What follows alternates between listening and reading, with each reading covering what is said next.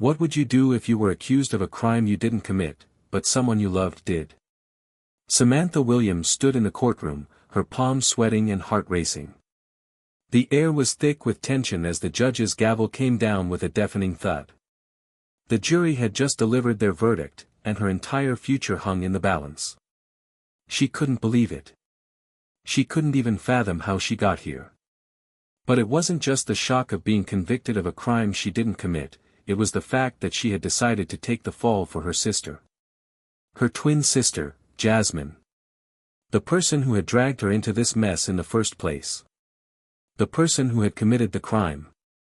The person who had run away without a second thought, leaving Sam to bear the consequences. Jasmine was always the rebellious one, the one who had no regard for rules, for consequences, for anything. And Sam? Sam was the responsible one, the one who always tried to do the right thing. But in a moment of foolish loyalty and love, she had taken the fall. The crime? Armed robbery. A bank robbery gone wrong. It was supposed to be a simple heist, an easy in and out. But somewhere in the chaos, things escalated. Someone got hurt, and now, Sam was facing a lifetime in prison. She hadn't even done anything wrong. But no one cared. No one cared about the truth. All they cared about was the evidence, the fingerprints that weren't hers, the security footage that made it look like she was the one holding the gun.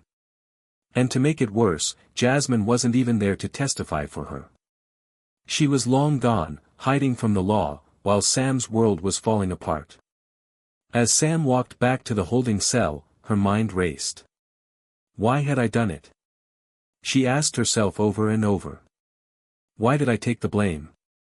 The truth was, she didn't even know anymore. It wasn't the first time she'd protected Jasmine. It wasn't the first time she'd made a sacrifice for her sister, the person who meant more to her than anyone else in the world. They had grown up in the same house, the same neighborhood, and they had always been inseparable. Where one went, the other followed. They had an unspoken bond, something deep and unbreakable. Even when their parents had failed them, even when the world turned against them, the two of them had always had each other. But Jasmine wasn't the same person Sam had once known. Jasmine had become someone else entirely. Someone selfish. Someone who would throw anyone, even her own twin, under the bus if it meant protecting herself. Sam sat down on the cold bench in the holding cell and closed her eyes. The cold metal pressed against her back, but she barely felt it. All she could feel was the weight of her decision, the crushing responsibility she had placed on her own shoulders. For Jasmine. Sam, a voice called from behind her. Sam opened her eyes, and there stood Detective Marcus Grant, the one person who still believed in her innocence. Detective Grant had been assigned to the case after the robbery, and unlike the others, he hadn't rushed to judgment. He'd questioned the evidence, asked the hard questions, and even started to doubt that Sam was really the perpetrator. But despite his suspicions, there was nothing concrete to prove her innocence. All the evidence pointed to her. "What's the matter?" he asked, his voice soft. "You don't look surprised." Sam shook her head. "I should be used to this by now. Nothing I do seems to matter." She paused, glancing up at him. "It's all a lie. I didn't do it." Marcus sighed, sitting down beside her. "I know. But the problem is, we don't have any proof to back you up. We're stuck, Sam." She swallowed hard, blinking back tears. "You're telling me there's nothing you can do?" He leaned forward, his eyes filled with determination. "No, that's not what I'm saying. There's always a way out of this, but you have to trust me. You have to tell me what happened that night. You have to tell me everything." Sam closed her eyes, replaying the events in her head. The night had started out like any other. She and Jasmine had been together at their apartment, laughing over takeout, as they often did when things felt normal. But then Jasmine had gotten a phone call. Sam remembered Jasmine's face turning pale, the way she suddenly got up and grabbed her jacket without saying a word. Sam had been too tired to question her. But now, looking back, she knew Jasmine had planned it all along. The robbery. The violence. The escape. Sam had no idea what to do when the police showed up, banging on their door. Jasmine was gone, disappeared without a trace. And Sam, confused and scared, had tried to protect her twin, to protect the only family she had left. Jasmine did it, Sam whispered, her voice barely audible. She's the one who robbed that bank. But I took the fall for her. Detective Grant's eyes widened. You took the fall for her, he repeated, disbelief in his voice. Sam nodded. I thought I could save her. I thought if I just took the blame, everything would be okay. But now everything's falling apart, he said, his voice filled with empathy. Sam, we need to find her. We need to bring her in and make sure the truth comes out. Sam's heart sank. You don't understand. I can't betray her like that. I can't. Marcus stood up, pacing the small cell. But Sam, you're already in prison for a crime you didn't commit. How long do you think you can keep this up? How long before they throw away the key? Sam's eyes were wide with fear. She had no answers, no way out. The walls were closing in on her, and all she could think about was Jasmine. I'm not going to let you rot in here, Sam. But you have to help me. You have to help yourself. Sam closed her eyes tightly. What was she supposed to do? Could she betray her sister to save herself? Could she live with the guilt of exposing Jasmine? She wasn't sure if she could. But one thing was certain, she was running out of time. Find her, detective, Sam whispered. Find her and make sure she pays for what she did. Marcus nodded, his expression grim. I will. But you have to hold on a little longer, okay? We're going to get you out of here. As he left the cell, Sam felt the weight of her decision crushing her chest. She had no idea how it would all end, if it would end in freedom or more pain. But one thing was clear, nothing would ever be the same again. Hit subscribe and leave a comment with where you're watching from. This story might just spark a new beginning. What's one thing that always pushes you forward, even when things get tough? Samantha, Sam, Williams sat in the small, sterile holding cell, her head resting against the cold concrete wall as the events of the past few weeks replayed in her mind. It felt like she was trapped in a nightmare she couldn't wake up from. The constant whirring of the fluorescent lights overhead did little to quiet the storm of memories inside her head. As she thought about her current predicament, falsely convicted of a crime she didn't commit, she couldn't help but wonder how things had gotten this far. It wasn't supposed to be like this. She and Jasmine were supposed to have each other's backs forever. They were twins, after all, practically inseparable. But somewhere along the way, things had gone wrong. Growing up in the city's toughest neighborhood, Sam and Jasmine had learned to rely on each other from a young age. Their parents were never around, lost to addiction and their own demons. Sam had been the responsible one, always trying to make sure she and Jasmine were taken care of. But Jasmine, the more rebellious twin, had always pushed the boundaries, often getting them into trouble. Sam could still remember the days when they were kids, before the world had turned on them. They had shared everything, their toys, their secrets, even their dreams of getting out of the rough streets they grew up in. But Sam had always dreamed of doing things the right way. She'd studied hard, worked odd jobs after school, and tried to make a better life for herself. Jasmine, on the other hand, had always found shortcuts, the easy way out. It wasn't that Jasmine was a bad person, she just didn't seem to understand that their choices had consequences. Sam's memories of their childhood were a mix of laughter and pain. They were both raised in a broken home, one where the only love they ever truly felt was the one they had for each other. Jasmine had always been the more impulsive one, the one who didn't think twice before doing something reckless. Sam had always been the stabilizing force in their lives, the one who could hold things together when everything else seemed to be falling apart. As kids, they had been inseparable. Sam would do anything to protect Jasmine.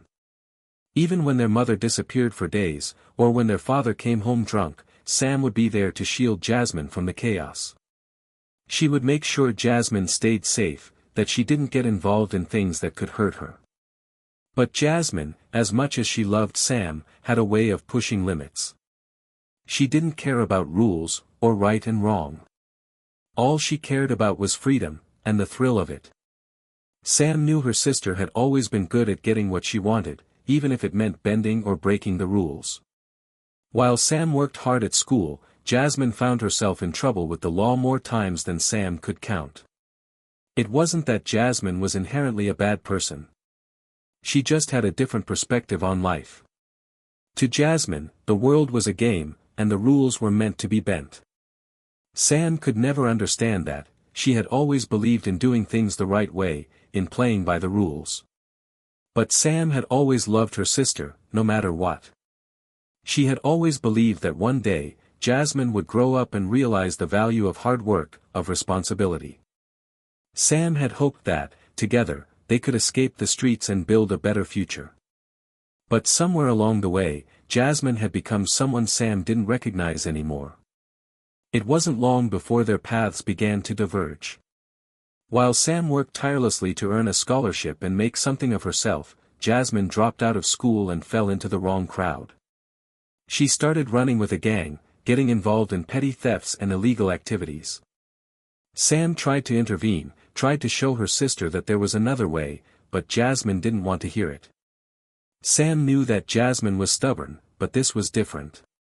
Jasmine was spiraling, and no matter how hard Sam tried to pull her back, she couldn't. And yet, Sam still loved her. Despite everything, she couldn't abandon her twin. Jasmine had always been her world, and even though their lives were growing apart, Sam still believed in her. She believed that, deep down, Jasmine had a good heart, that maybe one day, she would find her way. But that day never seemed to come. Sam's mind drifted to the summer before the robbery. They had both been living together in a small apartment, struggling to make ends meet. Sam had been working 2 jobs, trying to save up for college, while Jasmine seemed to be drifting further and further away. Then, out of nowhere, Jasmine had shown up one night with a wild look in her eyes, talking about a big score. She had been so excited, so full of energy, that Sam didn't question it at first. Jasmine had a way of pulling her in with her energy, her charisma. "I've got a plan, Sam. This could be our way out," Jasmine had said, her voice full of excitement. "We could get enough money to leave this place behind. We could go anywhere, start fresh." Sam had looked at her, skeptical. She had seen the way Jasmine's eyes glowed when she talked about plans, especially the dangerous kind. But this time, Sam didn't stop her. She didn't argue. Part of her wanted to believe that maybe this time, Jasmine was right. Maybe this time, they could escape the life that had trapped them. And so, when Jasmine had gone off to take care of business, Sam had convinced herself that it would be fine. She had stayed behind, too tired to get involved, too hopeful that things would work out. But it didn't. By the time Sam had realized what Jasmine was really doing, robbing a bank, armed and dangerous, it was too late. The police came knocking on their door, and Sam found herself in a nightmare she couldn't wake up from. Jasmine was gone. She had disappeared, leaving Sam to face the consequences. Now, as Sam sat in her holding cell, she couldn't stop thinking about how it all had fallen apart. She had been loyal to her sister, as she always had been. But loyalty had cost her everything. Jasmine had taken off, leaving Sam to deal with the mess she'd created. The bond that had once seemed unbreakable now felt like a curse. And Sam couldn't help but wonder, was this really her sister anymore? Or had Jasmine become a stranger? She closed her eyes, taking a shaky breath. The weight of everything was suffocating, but deep down, she knew one thing for sure. The love she had for Jasmine, no matter how toxic it had become, would always be a part of her. And maybe that was the hardest part of all. The months that followed Sam's conviction felt like they dragged on in a haze. Days blurred into one another, and she found herself trapped in a world of monotony, waking up in the cold, sterile holding cell, going through the motions of prison life, and constantly wondering when, or if, she would ever get out. Every day, she thought about Jasmine. She thought about what her sister had done, about the betrayal Sam felt in her bones. But she also thought about the love they had shared growing up, the way they had promised each other they would always be there. Yet, here Sam was, in a prison cell, while Jasmine was nowhere to be found. "Sam," a voice called from the other side of the cell door, pulling her from her thoughts. She looked up to see Detective Marcus Grant standing there, his usual grim expression softened by a hint of concern. Marcus had been the one detective who hadn't given up on her case. The one person who had kept fighting for her innocence, even when all the evidence seemed to point in the wrong direction. He had been persistent in his search for the truth, and Sam couldn't help but feel a glimmer of hope whenever he was around. "How are you holding up?" he asked, his voice gentle. Sam shrugged, not really sure how to answer. There was no easy way to explain how it felt to be locked away for a crime you didn't commit, to be betrayed by the one person who was supposed to protect you. "I don't know anymore, Marcus. I just want out of here." He nodded, his eyes dark with frustration. "I get it. I do. And I'm doing everything I can to find Jasmine. But it's hard, she's good at hiding." Sam's heart dropped at the mention of her twin's name. Jasmine had been hiding since the robbery, and Sam hadn't heard from her in months. Not a word. Not a letter. Not a single trace. "I don't even know where to start looking for her," Marcus continued, his voice filled with frustration. "The whole city's looking for her, but she's like a ghost." "I'm sorry, Sam. I really am." "Don't apologize," Sam said quietly, wiping a tear from her cheek. I don't understand. Why would she leave me like this? I took the fall for her, and she's out there somewhere, probably living her life while I'm stuck in here." Marcus sighed deeply, running a hand through his dark hair. "I know you're angry. You have every right to be. But we can't just give up. I'm telling you, Sam, we'll find her. And we'll get the truth out there. You don't deserve this." Sam shook her head, feeling an overwhelming wave of sadness wash over her. "But what if she never comes back? What if she just abandons me? What if I spend the rest of my life in here for something I didn't do, and she never faces any consequences?" The words stung more than she expected, and Sam felt a fresh wave of anger bubbling up inside her. The injustice of it all was suffocating. Jasmine had been the one to commit the crime, and yet it was Sam who was paying the price. "We'll figure this out," Marcus said, his voice firm, though there was an underlying note of doubt. "I won't stop looking for her. I promise." Sam wanted to believe him. She wanted to believe that somehow, someway, this nightmare would end, and she would be free. But a part of her knew the truth: she couldn't wait around forever, hoping that Jasmine would somehow come back and fix everything. If she wanted to get out of prison, she needed to take matters into her own hands. "Sam, I'm not giving up on you," Marcus said, his voice filled with determination. "But I need you to do something for me. We have a lead, a potential way to trace where Jasmine might have gone. We can't do this alone." Sam's brow furrowed. "What do you mean? What do you want me to do?" "I need you to talk to me. I need you to tell me everything, everything about what happened that night, about where Jasmine could be hiding, about who she might have gone to. Any detail, anything you think could help, could make a difference." Sam sat back against the cold metal bench, staring at him. Her heart pounded in her chest as the weight of his request sank in. She had kept so much from Marcus, not out of malice, but out of fear. Fear that betraying her sister's trust would make everything worse, fear that exposing Jasmine would mean tearing apart the last bit of family she had left. But now, as she looked into Marcus's eyes, filled with the same sense of urgency she felt inside. She knew she had no choice. She had to tell him everything, even if it meant losing her sister forever. "Okay," Sam said softly. "I'll tell you everything.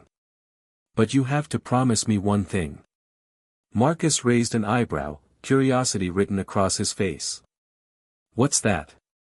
"You have to bring her back. You have to make sure she pays for what she did." Marcus nodded solemnly, his expression hardening. "I promise. But first, we need to start from the beginning." Sam took a deep breath and began recounting everything. She told him about the night of the robbery, about Jasmine's sudden disappearance, about the people Jasmine had been involved with. She told him about the dangerous crowd Jasmine had fallen in with and the rumors she had heard about a bigger scheme that Jasmine might have gotten involved in. As Sam spoke, she could feel the burden of her silence lifting, but it was replaced by the weight of something else, the guilt of betraying her sister, the sister she had always loved unconditionally, the sister who had stolen everything from her. Once Sam finished speaking, Marcus took a moment to digest the information. His expression was unreadable, but Sam could see the wheels turning in his head. "This is a good lead. It's not much, but it's something. We'll start there." Sam nodded, but inside, she felt a storm brewing. She had just given Marcus everything he needed to track down her sister, and now, she had no idea what to expect. Would Jasmine try to run again? Would she finally face the consequences of her actions? Sam didn't know. But what she did know was that her life was about to change forever. And there was no going back. The days that followed Sam's decision to cooperate with Detective Marcus Grant were filled with a growing sense of anticipation. Each morning, she woke up to the same grim reality, but this time there was a faint spark of hope deep inside her. She had made a choice, and now she had to see it through. Marcus was relentless in his search for Jasmine. Sam could see the determination in his eyes every time he visited. He combed through every lead, every scrap of information Sam had given him, and although it was slow going, there was a glimmer of progress. Sam's mind raced with a mix of hope and fear, hope that they would find Jasmine and bring her to justice, but also fear of what might happen when they did. Would Jasmine resist? Would she come back, ashamed and broken, or would she lash out, forever gone from Sam's life? It was a tough balancing act. Sam had learned to expect the unexpected, especially when it came to her sister, but now it felt different. Jasmine wasn't just some rebellious teenager causing trouble anymore. She was a fugitive. A criminal on the run. And Sam had been the one to help put the pieces together for Marcus to find her. The first breakthrough came on a quiet Tuesday morning, a few weeks after Sam's last conversation with Marcus. He arrived at the prison with an urgent look in his eyes, holding a manila envelope. "I've got something," he said, his voice barely above a whisper. Sam's heart pounded in her chest as she sat up straighter on the bench. "What is it? Is it about Jasmine?" Marcus didn't answer right away. He just handed her the envelope. "Take a look." With trembling hands, Sam opened the envelope and pulled out a set of photos. There, in grainy black and white shots, were images of Jasmine, the familiar glint of mischief in her eyes, the wild curls that Sam had always loved to tug at. But these photos were different. They were taken from security footage, showing Jasmine in the parking lot of a rundown motel on the outskirts of the city. "She's been staying there," Marcus said, his tone serious. "For the last few weeks. We've got a tip from a motel clerk. She's been in and out, but she hasn't left for good. We think she's hiding out, trying to lay low." Sam stared at the pictures, her mind spinning. This was the first real lead in months. Jasmine hadn't disappeared forever. She was still close. But Sam couldn't shake the feeling of dread that gripped her chest.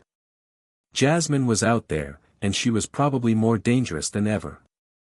"Marcus, I don't know if I'm ready for this," Sam said, her voice trembling. "What if she's changed? What if she doesn't even recognize me anymore?" Marcus placed a hand on her shoulder, offering a small, reassuring smile. "You're not going in alone. We'll do this together. But you need to be prepared. Jasmine might not be the same person you remember." Sam nodded slowly, taking a deep breath. She couldn't avoid the truth. Jasmine had gone down a dark path, and there was no going back. The Jasmine Sam once knew, the one she could talk to about anything, the one who had shared everything with her, was no longer the same girl. But Sam had no choice now. She had to face her, for better or for worse. The drive to the motel felt like 100 years.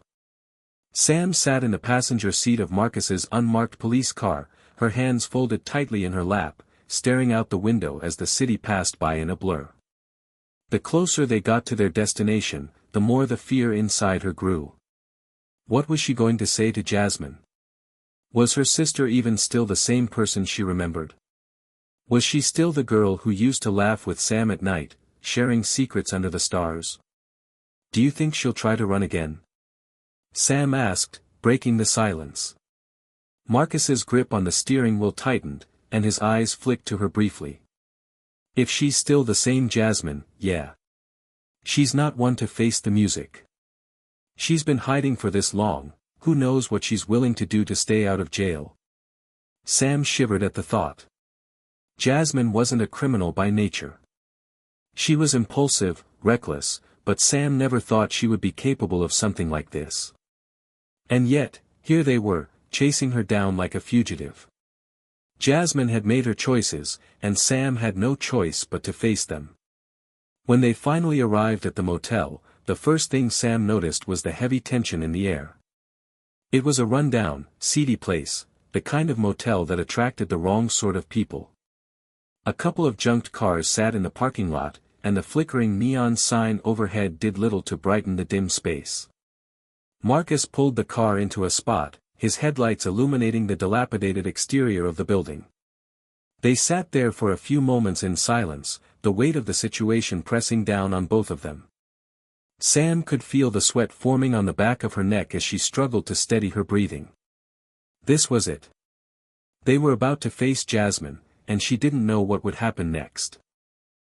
"Are you ready?" Marcus asked, looking over at her. "I don't know," Sam admitted. "But I have to be. For her. For me. I can't keep hiding from this." Marcus nodded and opened his door, stepping out onto the cracked pavement. Sam followed him, her legs heavy as she moved toward the motel office with him. The door creaked open, and an elderly woman behind the counter eyed them suspiciously. Marcus flashed his badge. "We're looking for someone." A woman, about 5'5", long dark hair. "Been staying here for a while," he said. The woman squinted at them, then nodded slowly. "Room 12. But she's not here right now. Came by this morning, then left again. Got a bag with her. Maybe she's on the run again." Sam's heart sank. "She left again?" The woman shrugged, clearly uninterested. "That's all I know." Marcus turned to Sam, his expression unreadable. "We need to check that room. It might hold some clues." They approached the door to room 12 with caution, the silence between them thick with uncertainty. Sam's mind raced as they moved forward. Was Jasmine inside?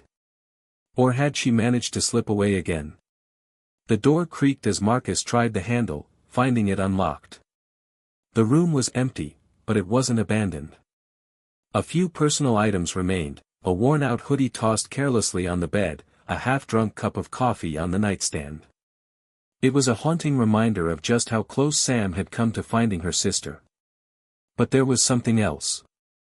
As Marcus stepped further into the room, he spotted a small envelope tucked under the pillow. Sam's hands shook as she reached for it, tearing it open. Inside was a note. "I'm sorry, Sam. I didn't want this. But I had to run. I'll be back. I promise. You'll know where to find me when the time is right." Sam's heart stopped. Jasmine had written it. She had known all along what was going on. But now, now she had disappeared again. "Marcus, she left me a message," Sam said, her voice shaky. Marcus looked over her shoulder at the note. He let out a heavy sigh. "This isn't over yet. She's out there. And we'll find her." The note from Jasmine clung to Sam's mind like a constant buzz, an irritating hum she couldn't shake. "I'll be back. I promise. You'll know where to find me when the time is right." Every time she closed her eyes, the words burned into her thoughts. Jasmine hadn't abandoned her completely. There was still hope. Still a thread to pull on. But Sam couldn't ignore the truth either. Jasmine was running.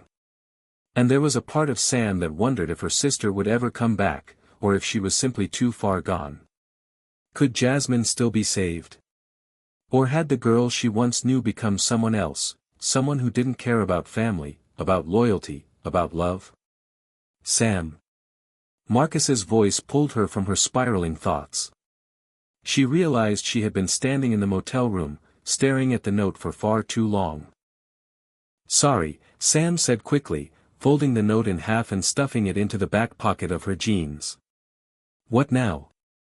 Marcus was pacing, thinking through their options. "We need to figure out where she's going next. She's been in and out of this place for weeks. The clerk said she left this morning. We need to know who she's been in contact with. If we can trace her steps, we might be able to catch up with her before she disappears again." Sam swallowed hard. "But where do we even start? All we have is a motel room, a few belongings, and a note that doesn't give us much." Marcus turned back to her with a determined look. "We start with what we know. Her behavior, her connections, they're all clues. We'll go back to the people who might be able to help us. The ones who know Jasmine best." Sam's stomach twisted. There was one name that came to her mind immediately. Corey, Jasmine's old boyfriend. He had been part of their lives for years, a constant shadow in their relationship. But Corey was trouble. He always had been. He ran in a world full of bad decisions, and he was the kind of guy who disappeared the minute things started to get messy. But if anyone could lead them to Jasmine, it would be him. "I'll call him," Sam said reluctantly, pulling her phone from her pocket. The idea of reaching out to Corey made her skin crawl, but if it meant finding Jasmine, she would do it. "Are you sure about this?" Marcus asked, his voice laced with concern.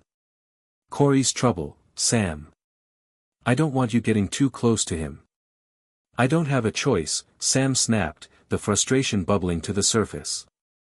"He's the only one who might know where Jasmine went. If I want to find her, I have to try." Marcus sighed, clearly torn. "All right. Just, be careful." Sam nodded, already dialing Corey's number. It rang for what felt like an eternity before his voice finally came through on the other end. "Sam. What the hell do you want?" Corey's tone was rough, the kind of voice that made it clear he didn't have time for small talk. "I need to find Jasmine," Sam said quickly, cutting straight to the point. "She's in trouble, and I think you might know where she is." There was a long pause on the other end, and for a moment, Sam thought he was going to hang up. But then Corey spoke again, his voice quieter now. "She's not my problem anymore, Sam. You need to leave her to deal with her mess." Sam's heart sank. "What do you mean, she's not your problem?" "She's in danger, Corey. You owe her something. You owe me something. You've been in her life for years. Don't act like you don't know where she is." Corey was silent for a moment, and Sam could almost hear the gears turning in his head. Finally, he spoke, his voice low and hesitant. "I don't know where she is right now. But I know who does. Tony." Sam froze. Tony. Of course. Jasmine had been involved with him before, long before everything had gone south. Tony was a local dealer with ties to people far more dangerous than anyone Sam could imagine. He was the kind of guy you didn't cross, not unless you were ready to pay the price. Where is he? Sam asked, her pulse racing. She knew this was the kind of lead that could take her down a dangerous road. But it was the only lead she had. I'll text you the address, Corey replied, his voice almost too casual now. But don't say I didn't warn you. Sam hung up and turned to Marcus. Tony. We need to find him. Marcus's face darkened. Tony. Damn, Sam. He's bad news. Are you sure about this? Getting tangled with him could make things worse. I don't have a choice, Sam replied, the weight of the situation bearing down on her. If Tony knows where Jasmine is, I have to go. It's the only chance I've got. The drive to Tony's address was unlike any other. The city's streets seemed darker, more oppressive, as if the very air had thickened with danger. Sam sat in the passenger seat, her hands gripped tightly around the handle, her mind racing. This was it. They were about to dive headfirst into a world of danger, a world where Jasmine had been swallowed up, and where Sam might not come out the other side unscathed. Marcus parked a few blocks away from Tony's location, his eyes scanning the area. This place is sketchy, he muttered. Stay close. They both stepped out of the car, moving cautiously toward a nondescript building at the end of the block. Sam's heart was hammering in her chest as they neared the entrance, a run-down warehouse with a rusty steel door. The low hum of music and muffled voices drifted out from behind it. Tony's hideout. I'm going in, Marcus said quietly. You stay here. Sam's gut twisted. No. I'm coming with you. Sam, this is dangerous. You don't know what you're walking into, Marcus warned. I'm not letting you do this alone, Sam insisted. She wasn't going to be left out of the most important moment of her life. Not now. Marcus gave her a long look, clearly seeing the determination in her eyes. With a resigned sigh, he nodded. All right. But stick close. And don't do anything stupid. Together, they pushed through the door, stepping into the dimly lit warehouse. The air was thick with smoke and the stench of alcohol.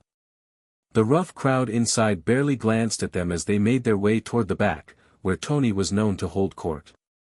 Sam's heart raced as they moved deeper into the space, each step feeling heavier than the last. And then, in the back corner, they saw him. Tony. The man was leaning against a wall, his eyes cold and calculating as he surveyed the room. He looked up when they approached, his lips curling into a slow smile. Well, well. If it isn't the sisters, Tony said, his voice dripping with contempt. I was wondering when you'd come around. The moment Tony's cold eyes locked onto Sam, the air in the room seemed to grow heavier, charged with a tension that made it hard to breathe. His casual stance didn't fool Sam for a second. Behind that slow smile, she knew there was a man capable of unspeakable things. He had been Jasmine's connection to a darker world, and now he was standing in front of her, the key to unraveling the mystery of where her sister had gone. Marcus stayed quiet beside her, his posture tense, his hand resting just inches away from his gun. Sam could sense he was ready for any threat Tony might pose, but she needed information. And to get it, she had to push past her fear. I'm looking for Jasmine, Sam said, her voice steady but urgent. I know you know where she is. Tony raised an eyebrow, amusement dancing in his eyes. So, you've come to me for help, huh? You know, last time I saw your sister, she wasn't exactly in a hurry to come back to you. Sam's stomach turned at the implication. Tony had always had a way of twisting the truth, of making people doubt their own instincts. But Sam couldn't afford to be swayed. Not now. Not when the truth was so close, so fragile. She's in trouble, Sam pressed, ignoring the uneasy feeling twisting inside her. I need to find her. You know what she's gotten herself into. Tell me where she is. Tony smirked, glancing over at Marcus for a moment. The silent exchange between them only deepened the tension. I don't know if I should just hand over that information, Tony said slowly. Your sister's a big girl. She's made her choices. If she wanted you to find her, she would have come back to you herself. Don't do this, Tony, Sam said, her voice hardening. She's your business partner. Don't pretend like you don't know where she is. Marcus shifted behind Sam, his voice breaking in. You're not in a position to make demands, Tony. But we're here to help Jasmine. Not to threaten her. He gave Sam a quick, unreadable glance. But if you don't want to cooperate, we'll find another way. Tony's gaze flicked to Marcus, then back to Sam. There was a moment of silence, the kind where decisions were made, the kind that shifted fates in the blink of an eye. Sam's heart beat faster, her grip tightening on her phone, ready for any sudden move. Finally, Tony exhaled a long breath. All right, he said, raising his hands in mock surrender. I know where she is, but I'm not going to just hand her over. You've got to pay the price. Sam froze. What price? Her voice was barely a whisper. Tony leaned in slightly, his voice lowering to a dangerous level. You've been living in a dream, Sam. Your sister, she's in deep. Real deep. You can't just waltz in and take her back like nothing happened. I don't care what happened, Sam shot back, desperate. I want her back. I don't care what you ask for. A dangerous grin spread across Tony's face, his teeth flashing in the dim light. I'll tell you where she is, but you're going to have to do something for me first. Sam's stomach churned with dread, but she kept her voice steady. What do you want? Tony looked her up and down, sizing her up with a look that made her skin crawl. It's simple, he said, his voice almost too casual. I need you to make a delivery for me. Just a little favor. You do that, and I'll tell you where Jasmine is. Marcus's hand clenched at his side. Sam could see the anger in his eyes, but he held back, letting her take control of the situation. He didn't trust Tony, and neither did Sam, but she couldn't afford to refuse. Not now. What kind of delivery? Sam asked, forcing herself to sound calm. Tony's grin widened. A little package. You take it to a place for me, hand it over to the right person, and when you're done, I'll tell you where Jasmine is. Simple as that. Marcus stepped forward slightly. You expect her to do your dirty work, Tony? This is a setup. Tony held up a hand, cutting him off. No tricks, I promise. Just do this one thing, and you'll get what you want. Jasmine's life isn't a game, Sam. She's mixed up in something dangerous. If you want to get her out, you'll have to deal with the consequences. Sam's heart pounded in her chest. She wasn't sure what kind of package Tony was talking about, but one thing was certain, she had no choice. She had to agree to this. For Jasmine. For her sister. I'll do it, Sam said, swallowing hard. Where do I take it? Tony reached into his jacket pocket and pulled out a small, nondescript black bag. He tossed it onto the table between them.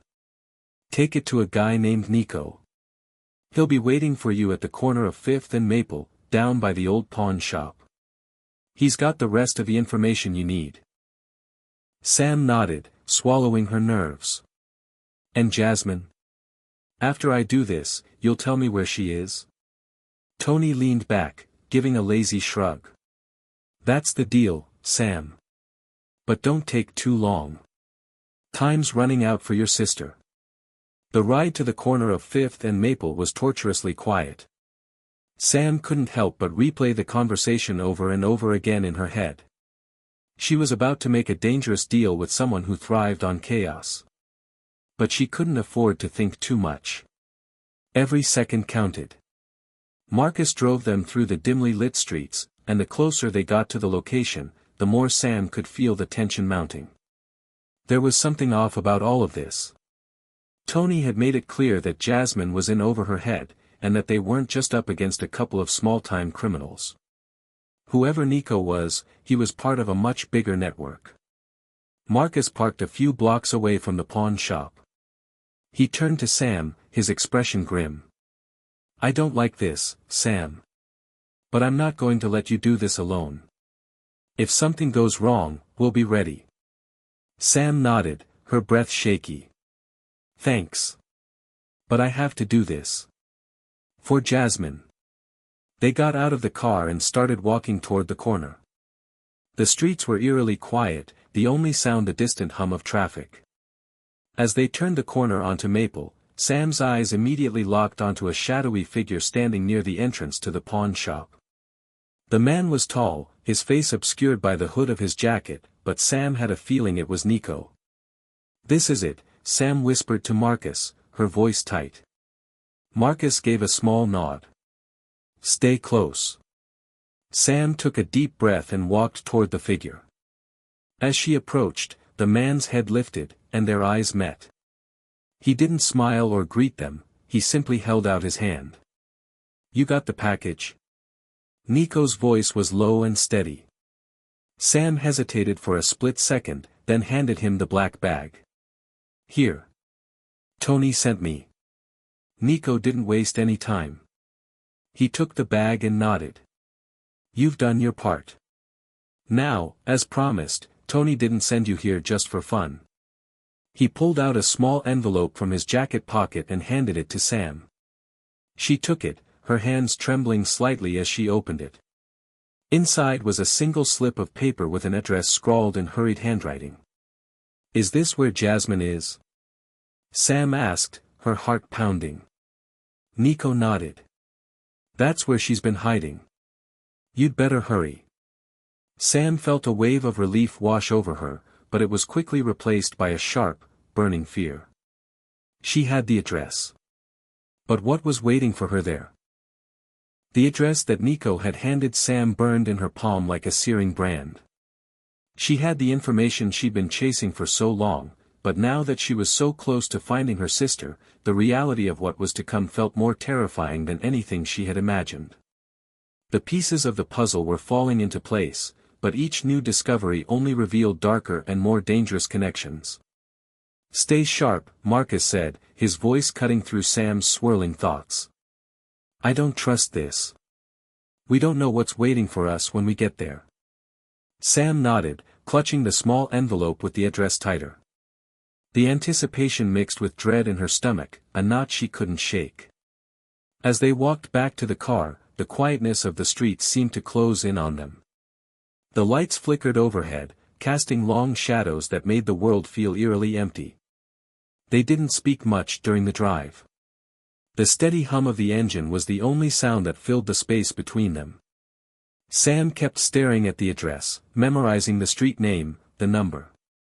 It was a rundown area on the outskirts of the city, a place that seemed to exist on the edge of society, a perfect hiding spot for someone like Jasmine, someone who had fallen off the grid and disappeared from everyone's sight. "We'll get through this," Marcus said quietly, his eyes focused on the road ahead. "We'll find her." Sam turned toward him, meeting his gaze for a brief moment. There was a comfort in his presence, even though the weight of the situation hung over them both like a storm cloud. He wasn't just her protector, he was her anchor in this storm. Still, the fear in her chest refused to subside. What if they weren't in time? What if Jasmine had already gone too far? As the car pulled up to the address, Sam's heart rate quickened. The area was exactly as she had imagined, a dimly lit street lined with old, dilapidated buildings. The kind of place where people went to disappear, where the echoes of the past were swallowed by the present. A faint, musty smell clung to the air, and the sound of distant traffic was the only indication that the world hadn't completely forgotten about this part of the city. The building she was looking for was a nondescript brick structure at the end of the street. Its windows were boarded up, and the front door was partially ajar, as if it had been abandoned long ago. Sam couldn't shake the feeling that the place was hiding something sinister, but she couldn't turn back now. Marcus parked the car a little ways down the street, his eyes scanning the area. "Keep your guard up. Don't trust anyone here." "I won't," Sam replied, her voice tight with determination. Together, they stepped out of the car, the air around them heavy with the scent of damp earth and decay. As they walked toward the building, Sam's every step felt like a leap into the unknown. She had no idea what was waiting for her inside, but she knew one thing for certain: it was do or die. The closer they got, the more Sam's instincts screamed at her. Something was wrong. She could feel it in her bones. The silence around them felt unnatural, like the calm before a storm. Marcus noticed it too. He stopped walking for a moment, his eyes narrowing as he scanned the area. "Wait here," he said, his voice low and urgent. "I'll check it out." "No," Sam snapped, grabbing his arm. "I'm going with you. I'm not letting you face whatever's in there alone." Marcus hesitated for a moment, then gave her a curt nod. "All right. But stick close." They approached the building cautiously, their footsteps muffled by the worn concrete beneath their feet. Sam's heart was pounding so loudly she thought Marcus could hear it. The door creaked as they pushed it open, revealing a dark hallway that stretched into the gloom. The only sound was the distant drip of water from a leaky pipe somewhere overhead. The smell inside was worse, stale air mixed with the faint scent of mold and something metallic. It was clear no one had lived here for a long time, but the feeling of being watched was inescapable. Sam's breath quickened, her senses on high alert. "Stay quiet," Marcus murmured, his voice barely above a whisper. "We don't know who's inside." They crept down the hallway, every footstep a potential warning. As they turned the corner, Sam spotted a faint light coming from under a door at the end of the hall. Her pulse raced. This had to be it. This was where Jasmine was, her sister was just beyond that door. Marcus held up his hand, signaling for Sam to stop. He pulled out his gun, checked the chamber, and gave her one last glance. "Ready?" Sam nodded, though her heart was in her throat. They had come too far to back out now. Marcus pushed the door open slowly, and they stepped into the room. The space was sparse, dimly lit by a single hanging bulb that swayed slightly in the air. In the center of the room was a metal table, scattered with papers and objects Sam couldn't quite make out. But there was no sign of Jasmine. "Where is she?" Sam's voice cracked, panic rising in her chest. Before Marcus could answer, a voice echoed from the shadows. "She's not here." Sam froze. Her blood ran cold as she turned toward the voice. Standing in the doorway was none other than Corey, her sister's ex-boyfriend. The last person she wanted to see. "What are you doing here?" Sam demanded, her voice trembling with a mix of anger and disbelief. Corey's lips curled into a smirk, his expression unreadable. "I could ask you the same thing, Sam. But I'm guessing you came looking for Jasmine. Where is she?" Sam repeated, her voice steady despite the whirlwind of emotions inside her. "What's going on, Corey?" Corey stepped into the room, his hands in his pockets as if he didn't have a care in the world. "You think it's that simple? Jasmine's not some lost puppy you can just find and take home. I don't care about the games, Corey. Just tell me where she is." Sam's patience was wearing thin. She had gone through hell to get here, and she wasn't about to let him play with her emotions. Corey's smirk faded, and for the first time, there was a hint of seriousness in his eyes. "She's gone, Sam. She's not here, and she's not coming back. Not the way you want her to, anyway." The words hit Sam like a punch to the gut. "What do you mean she's gone? What happened to her?" Corey's gaze darkened. "She's mixed up with people who aren't going to let her walk away. They're using her, Sam. She got in over her head. I tried to help her, but she's too far gone now." Sam's mind raced. Using her? Who was they? And why hadn't Jasmine reached out to her for help? "You're lying," Sam hissed, but deep down, a sinking feeling told her that Corey wasn't lying. Jasmine's disappearance wasn't a random act. It was part of something much bigger, something she didn't understand. "I wish I was," Corey said quietly. But I can't protect her anymore. And neither can you. Sam's pulse raced as Corey's words echoed in her ears. She could barely comprehend the gravity of what he had just said. Jasmine is too far gone. Those words, so simple, so cold, felt like a knife cutting through her chest. Sam's grip tightened around a small envelope containing the address Nico had given her, as though she could will her sister's safety back into existence by sheer force of will. Stop lying, Sam snapped, her voice raw with desperation. You're trying to protect her, but I know you know where she is. Just tell me. Corey shifted uncomfortably, his eyes darting around the room as if seeking an escape. His demeanor was colder than Sam had ever seen it, and for the first time, she wondered if he was telling the truth. Was Jasmine truly caught up in something so dangerous that she couldn't just walk away? Sam, you don't get it, Corey said slowly, his voice distant. Jasmine's made choices that put her into the hands of people who won't let her go. And no matter how much you want to save her, there's no saving someone who doesn't want to be saved. You're wrong, Sam fired back, the words leaving her mouth with force. Jasmine wouldn't just give up. She wouldn't throw everything away. Corey's face hardened as he stepped closer. She already has, Sam. She didn't just fall into the wrong crowd. She's part of it. She's been working for them, doing their bidding. And now they control her. The air in the room grew heavier with every passing second. Sam's mind spun, trying to piece together the truth of what Corey was saying. It didn't make sense. Her sister wasn't like that. Jasmine wouldn't sell herself out. But the doubt gnawed at her, an uncomfortable feeling in her gut. Could it be true? Had Jasmine really gotten involved in something so far out of her depth that she couldn't escape it? Sam refused to believe it. She wouldn't. Where is she, Corey? Sam asked again, the urgency in her voice undeniable. I don't care about your excuses. Tell me where she is. For a long moment, Corey didn't say anything.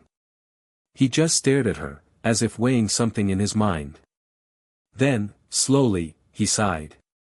I'm not the one who can give you answers. You're going to have to talk to them. His eyes flicked to the shadows at the far corner of the room. Them? Sam repeated, confusion flooding her. Who's them? People who own this city, Sam, Corey said quietly, his eyes now filled with something like regret, as though he had just revealed a secret he couldn't take back. The ones who pull the strings from behind the scenes. You think you're just dealing with street criminals? You have no idea. They're part of something much bigger. And if you think you can waltz in and fix this, you're wrong. Sam's head swam with the weight of his words. Are you saying my sister's involved with some kind of cartel? Her voice faltered as she said it out loud, the absurdity of it almost too much to comprehend. Corey didn't deny it. I'm not saying it's a cartel, but it's bigger than that. A whole network of people who've got their hands in everything. Money, power, drugs. They own the streets, Sam. They run things. And Jasmine? She's their pawn. Sam's hands shook as she clenched them into fists, trying to hold herself together. Her mind was racing, processing everything Corey was saying, but none of it felt real. Jasmine, a pawn. The sister she knew, the one who had always been so fiercely independent, couldn't possibly have fallen this far. But the look in Corey's eyes, the hesitancy in his voice, made her realize something else. Corey wasn't lying. He was scared. He was telling her what he knew, because he had no other choice. Where do I find them? Sam's voice was quieter now, more resigned. Tell me. I'll do whatever it takes. Corey shook his head, a wry, bitter smile on his lips. You're not listening. You don't get it. These people don't care about you. They don't care about Jasmine. They'll use you just like they used her, and then they'll toss you aside like you're nothing. You'll be in way over your head, Sam. And by the time you realize that, it'll be too late. You're wrong, Sam said, her voice filled with finality. I'm not giving up.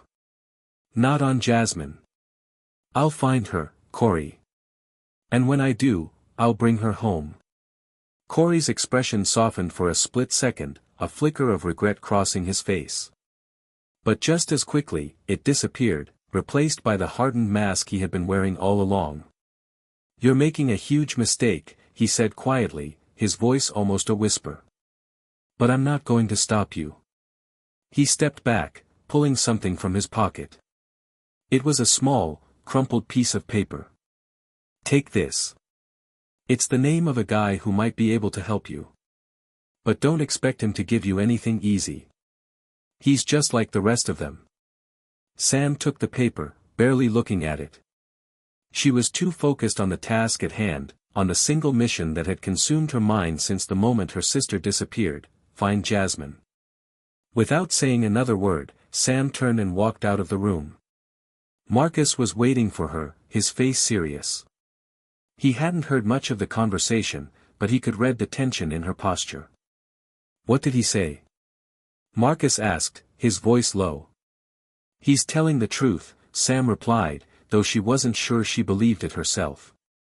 Jasmine's mixed up in something much bigger than we thought. Something dangerous. Marcus's jaw tightened. We've got to move fast.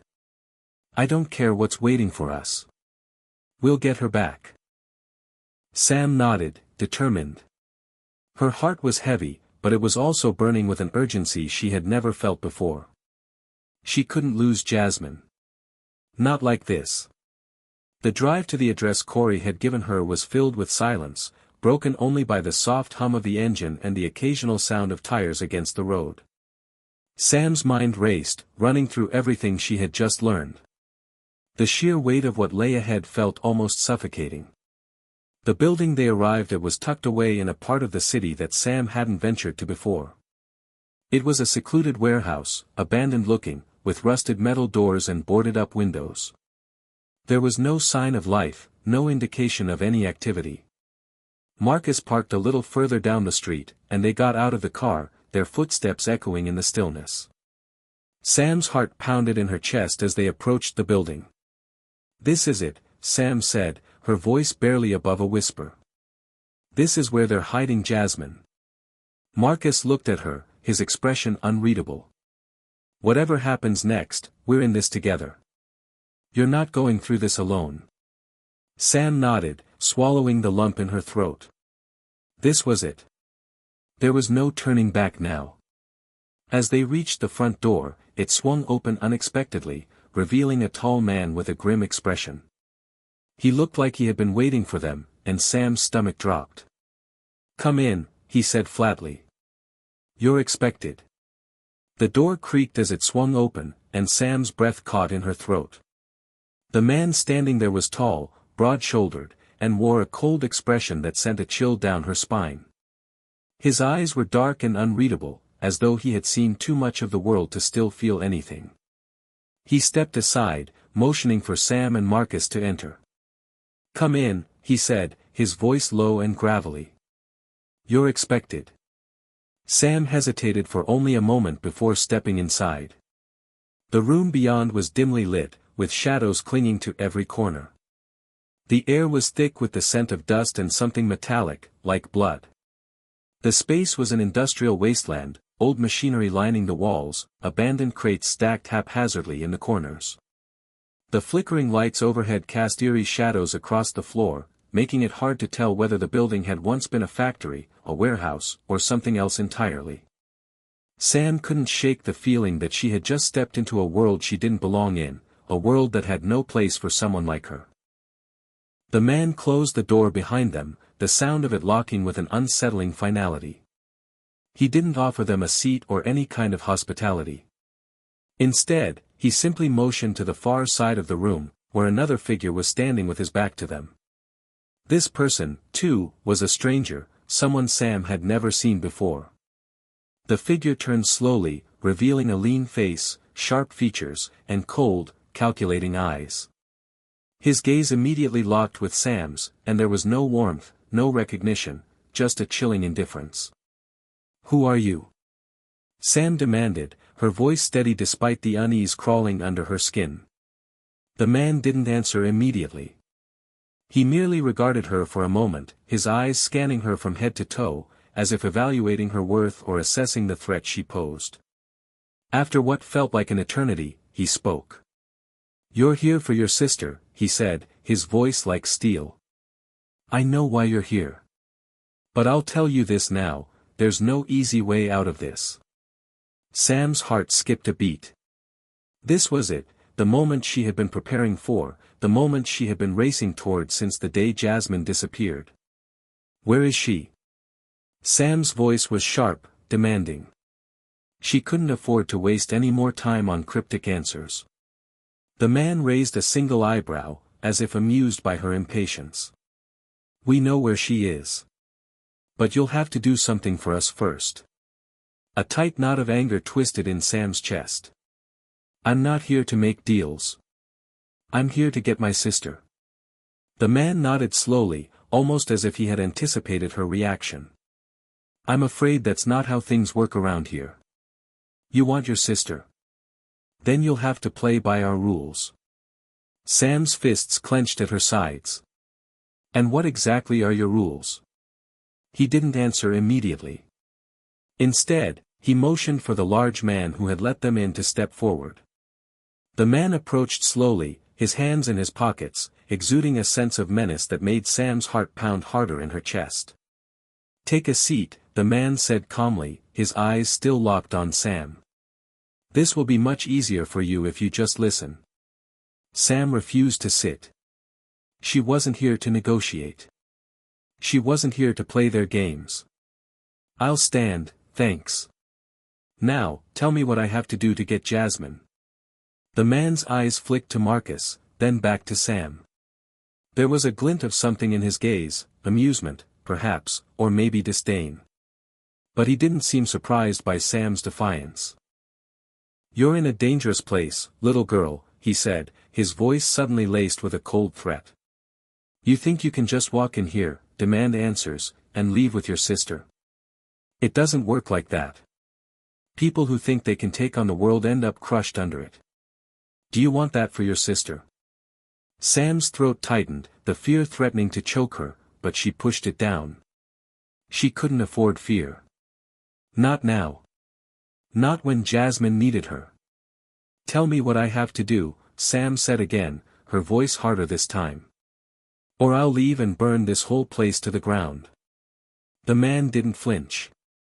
Instead, he stepped toward her, his demeanor almost casual. "You're a tough one, I'll give you that. All right, fine. You want your sister. We can help you find her, but it won't be free. You'll owe us something." Sam's pulse raced. She had expected this, expected the price they would demand, but it didn't make it any easier to stomach. "What do you want?" she asked, her voice barely above a whisper. The man's lips curled into a cruel smile. "We need a job done. Someone's crossing us. Someone who thinks they're untouchable. We need you to take care of them." Sam froze. "You want me to kill someone?" The man nodded slowly, his eyes dark and unwavering.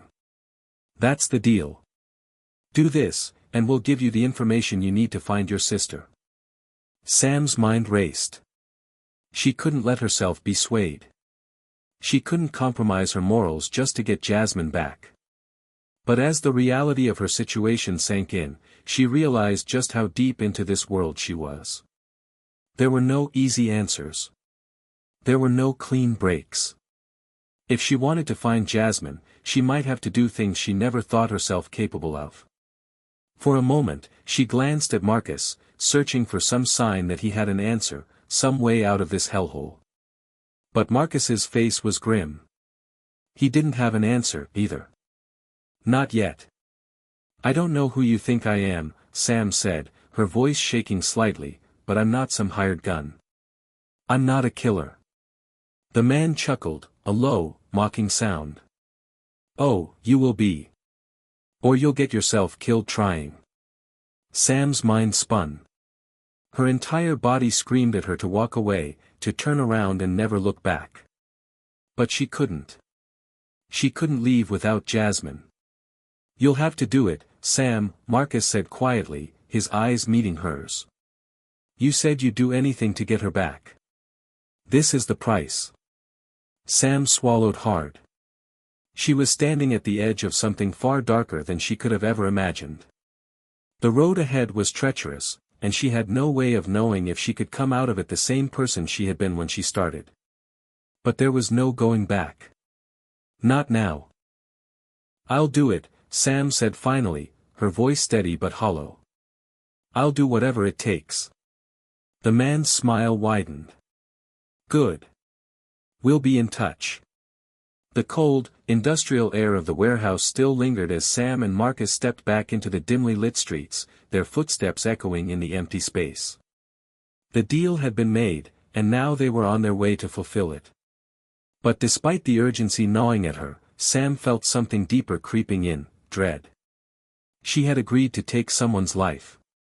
Her mind kept circling back to that moment, the cold indifference in the man's eyes, the casual way he had handed her the task. It was as if people like her didn't matter. She was just another pawn in their twisted game, and in order to get her sister back, she had to play by their rules. Marcus walked beside her, silent. His face was hard, unreadable, and Sam knew better than to ask what he thought. His resolve had always been one of the things she admired most about him, but right now, she could feel his internal struggle too. He wasn't comfortable with this. Neither of them was. "Who are we going after?" Sam asked quietly, breaking the silence. Marcus didn't answer immediately, his gaze fixed on the road ahead. He had been quiet ever since they left the warehouse, and Sam couldn't tell if he was brooding or just lost in thought. Finally, after what felt like an eternity, he spoke. "We don't know much yet," he said, his voice low, "but I think it's a man named Dominic Wells. He's a supplier, a middleman who deals with some pretty dangerous people. Word is, he's been stepping out of line, trying to muscle in on territory that doesn't belong to him. The people we're dealing with, they don't take kindly to betrayal.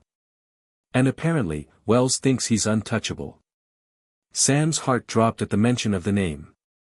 She'd heard of Dominic Wells. He was known in the city, but not for good reasons. He was one of the more ruthless players in the underworld, a man who could make your life hell if you crossed him. Sam had never imagined she would be asked to take someone like him down. "I can't just kill him," Sam muttered, her voice barely above a whisper. The thought of taking someone's life felt alien to her. She wasn't a killer. Marcus didn't respond right away, and Sam could feel the weight of his words hanging in the air. She glanced at him, her heart heavy, and he met her eyes briefly before looking away. "I don't think you want to," Marcus said quietly. "But sometimes, it's not about what we want. It's about what we have to do to survive. You made a promise, Sam. A promise to bring Jasmine back." Sam clenched her fists, trying to steady herself. Her heart raced, each beat louder than the last. Could she really go through with this? Could she pull the trigger? "I'm not a killer," she muttered under her breath, more to herself than to Marcus. She needed reassurance, but there was none to be found. The only thing left was a cold, brutal reality that she had no choice but to face.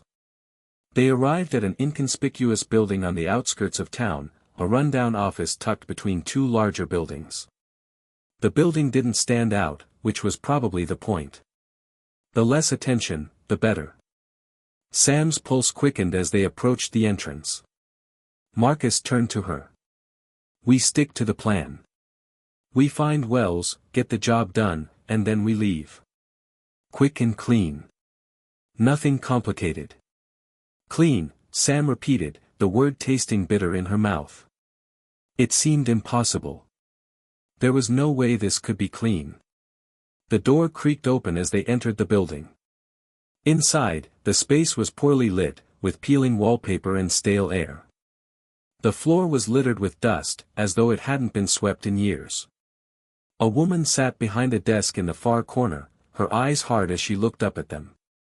She was young, maybe in her late 20s, but the way she carried herself made it clear she had seen more than anyone her age should have.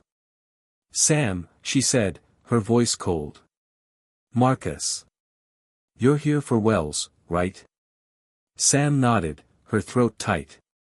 "Yeah. We need to find him." The woman didn't speak for a moment, as if considering the request. Then, without another word, she rose and walked to the back of the room, disappearing into the shadows. Sam exchanged a glance with Marcus, both of them on edge, their bodies tense, waiting for the next move. After what felt like an eternity, the woman returned, leading them down a narrow hallway. The walls were covered in faded, yellowing photos, and Sam could feel the oppressive air getting thicker with each step. At the end of the hall, they stopped in front of a door. The woman knocked once, then opened it without waiting for a response. Inside, a man sat behind a desk, his back to them. The faint glow of a computer screen illuminated his face, casting an eerie light over his features. He looked up slowly as they entered. "Ah, the new recruits," he said, his voice smooth but carrying an unmistakable edge. "I've been expecting you." Sam's stomach churned at the sight of Dominic Wells. He looked exactly how she had imagined, arrogant, entitled, and dangerous. His sharp jawline and piercing blue eyes gave him an almost predatory look, like he was always calculating his next move. "You must be Wells," Marcus said, stepping forward confidently. Wells didn't stand, but his eyes glinted with interest. "That's right. So, what can I do for you two?"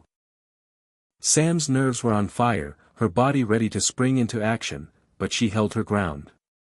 She had come this far. There was no turning back now.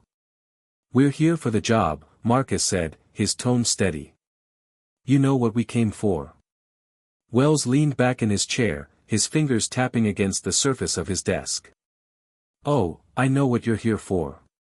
But before we go any further, I need to know you can actually do the job. You don't just get to waltz in and expect things to go smoothly. So, prove it." Sam's heart skipped a beat. "Prove it? How?" Wells smiled, a cold, calculating smile that made Sam's skin crawl. "I want to see you make a decision. I want to see if you've got the guts to actually go through with it. There's a complication, you could say. A rival of mine who's been trying to disrupt my operations." Sam felt her stomach tighten. This was it. She was going to have to make a choice, and there was no guarantee that she'd come out of this clean. What if this was it? What if she couldn't walk away? "We'll handle it," Marcus said, his voice grim. Wells gave a small nod, almost as if he were testing them. "I'll give you a name. Deal with him, and the job will be yours. Get it done, and we'll have the information you need about your sister." Sam's hands shook, but she forced herself to nod. She had no other choice. The moment they walked into this, they had committed to a path with no exit signs. Hit subscribe and leave a comment with where you're watching from. This story might just spark a new beginning. What's one thing that always pushes you forward, even when things get tough? The air inside the dim office felt thicker now. Sam's pulse quickened with every passing second, her heart hammering against her ribcage. Dominic Wells had given them the name, but the real test had only just begun. The decision she had to make was looming over her, heavy and suffocating. She glanced at Marcus, whose stoic expression seemed to be hiding the same turmoil she felt. His face was unreadable, but she could see the tightness in his jaw, the way his shoulders were drawn, as if he too was grappling with the weight of what they were about to do. The name Wells had given them echoed in her mind like a death sentence. "Luke Carter," Wells had said, tossing the name like it was nothing. "Get rid of him. No questions asked. I don't care how it's done, just make sure it's done." Luke Carter. Another name in a long list of people caught in the violent, dangerous web they had just entered. A man who had crossed Wells, and now, he had to pay the price. Sam could feel her stomach turning, nausea rising as the gravity of the situation pressed down on her. She was standing at the edge of a cliff, one wrong move, and everything she had known would be lost. And for what? To find her sister. Was this the price she had to pay? "We'll take care of it," Marcus said, his voice steady. He looked over at Sam briefly, his gaze soft, but the weight of his words made her feel small. It wasn't just a job. It was a life. Sam had never imagined she would be here, at this point, facing the possibility of murder. But as the man who had threatened her sister's life, her world, sat across from her, her mind raced. Wells observed them both closely, a calculating glint in his eyes. His expression was businesslike, as if they were discussing nothing more than a casual errand. For him, this was just another task. For Sam, it was a nightmare. "Do we have a deal?" Wells asked, his fingers steepled in front of him. Sam didn't answer immediately. Her mind was a mess of conflicting thoughts, emotions crashing against her. She wanted to scream, to demand something better, something less monstrous. But what would that change? She had promised to save her sister. This was her chance. If she could do this, then maybe Jasmine would be safe. Maybe it would all be worth it. "Fine," Sam said, her voice tight with resolve. She wasn't sure who she was trying to convince, Wells, Marcus, or herself. "We'll do it." Wells' lips curled into a slow, smug smile. "Good. You've got 48 hours.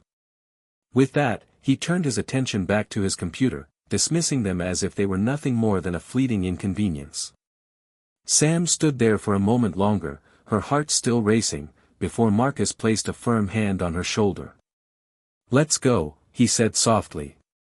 There was no time for hesitation now. The drive to the location was a blur of city lights and silent tension. Sam kept her eyes fixed on the passing streets, trying to keep the whirlwind of thoughts in her mind at bay. Marcus was focused on the road, his expression grim, the weight of the task hanging between them. "I can't believe we're doing this," Sam said quietly after a while, the words slipping out before she could stop them. "You don't have to believe it," Marcus replied, his voice low. "But we're in it now. There's no turning back." Sam's fingers clenched around the seatbelt, the metal biting into her skin as the truth settled in. She had made a decision, a terrible decision. But was there any other way? Could she have walked away? Could she have found another way to get to Jasmine? She glanced over at Marcus, who was still focused on the road. He wasn't one to speak much, especially when things got serious. His silence spoke volumes. He was just as conflicted as she was. Maybe more. "I never thought it would come to this," Sam whispered, mostly to herself. "That I'd be here, doing this. Killing someone, because of her." She barely could finish the sentence. Marcus finally looked over at her. His eyes were dark, but there was understanding in them. He didn't speak right away, but when he did, it was with a quiet intensity. "No one starts out thinking they're capable of something like this. But sometimes, life doesn't give us the choices we want. You're doing what you need to do to save your sister. You've always known what matters most." Sam swallowed hard, his words doing little to ease the storm brewing inside her. But she knew he was right. No matter how ugly, how wrong it felt, she was doing this for Jasmine. The end justified the means. Or so she told herself. The car slowed as they approached the rundown building. The kind of place where people who didn't want to be found went to hide. A place like this was exactly where someone like Luke Carter would lay low. Sam could already feel the heaviness of the decision weighing on her, even as they parked in the shadows. Marcus turned the engine off. They sat there for a moment in silence, the weight of their mission pressing down on them. "This is it," Marcus finally said. "Once we go in, there's no backing out." Sam nodded, trying to steady her breath. This was real now. She wasn't just playing pretend anymore. This was no longer a distant idea. This was life and death. "We do this quickly," she said, her voice steady now, her resolve hardening like iron. "In and out. We find him, and we do the job."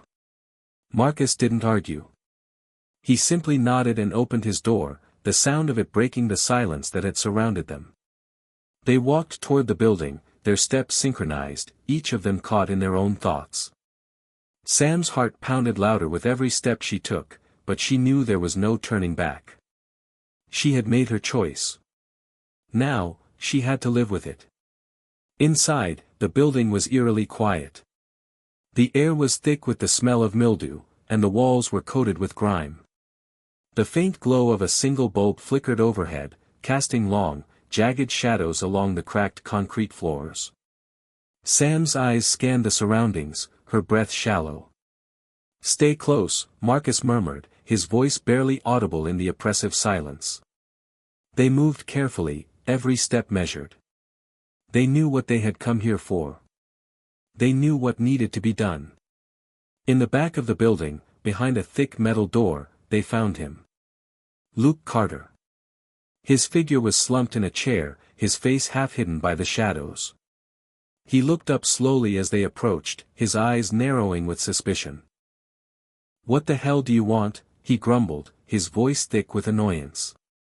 He had the air of a man who knew how dangerous the world he inhabited was, but he hadn't expected these two. Sam's hand hovered over her sidearm, her fingers cold and trembling, but she forced herself to stay focused. This was the moment that would change everything. "We're here to take care of business," Marcus said flatly. Carter's eyes flicked between them, his expression shifting from confusion to realization. "I don't know what you're talking about," he said quickly, but Sam saw the panic creeping into his eyes. Marcus didn't give him the chance to explain. Without hesitation, he moved forward, blocking Carter's escape. Sam felt the familiar pressure build in her chest. It was now or never. "Sorry," Marcus muttered, his hand moving swiftly. Before Sam could stop him, the job was done. The cold night air hit Sam's face as they stepped back into the alleyway, the distant hum of city traffic barely noticeable in the aftermath of what had just transpired. The stench of blood lingered in her nostrils, and the weight of what she had just witnessed felt like a stone lodged in her chest. She didn't know if it was the adrenaline or the guilt that made her feel so sick. All she knew was that the world had just changed. The dim light from a nearby street lamp cast long shadows as they walked silently, the distant echoes of their footsteps ringing in the empty street. She was grateful for the silence, for the way it shielded her from the questions she didn't have answers to.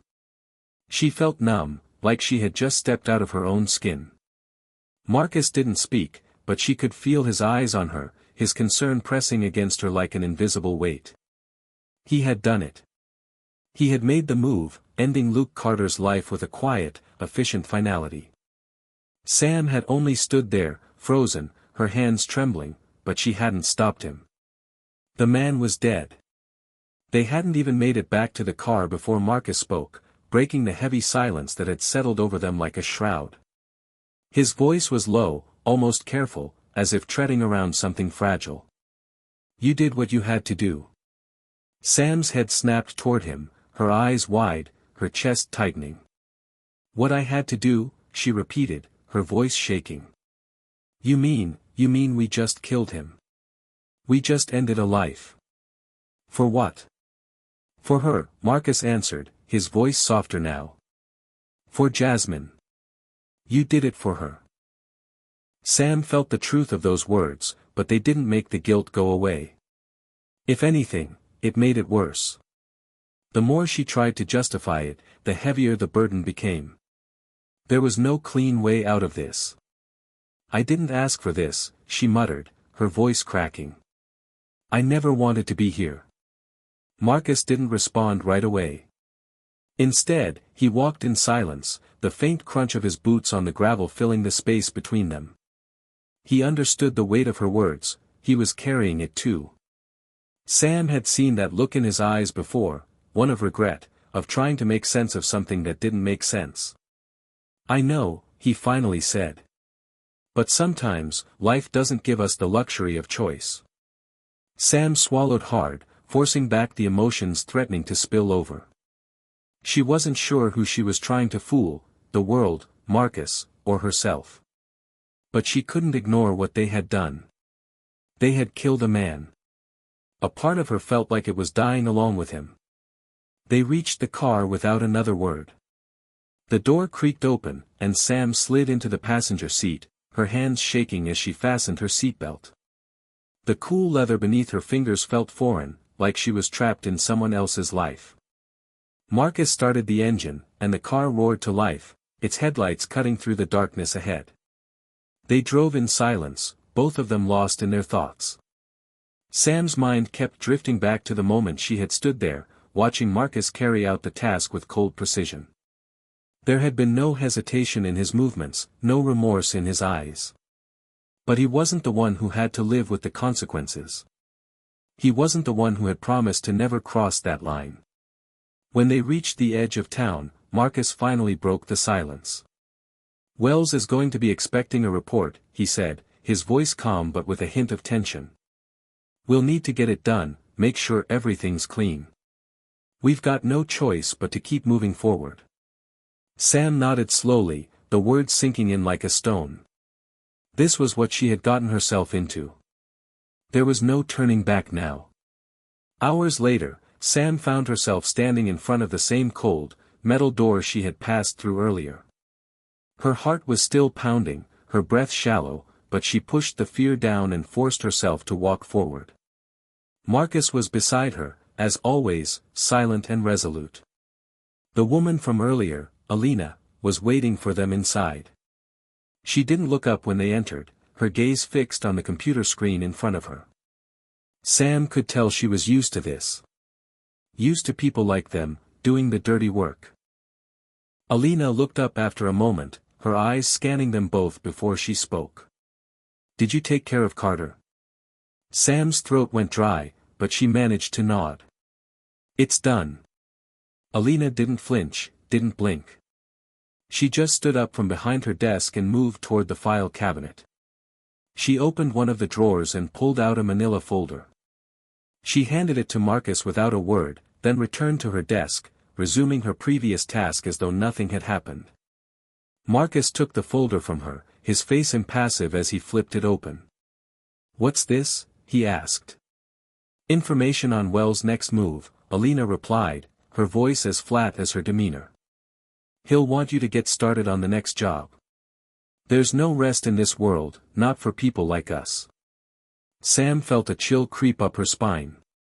She could hear the faint sounds of traffic in the background, the low hum of city life going on outside, but it felt like she was trapped in a different world now, one where death was an ever-present companion. "We'll need to move fast," Marcus said, his voice low and calculated.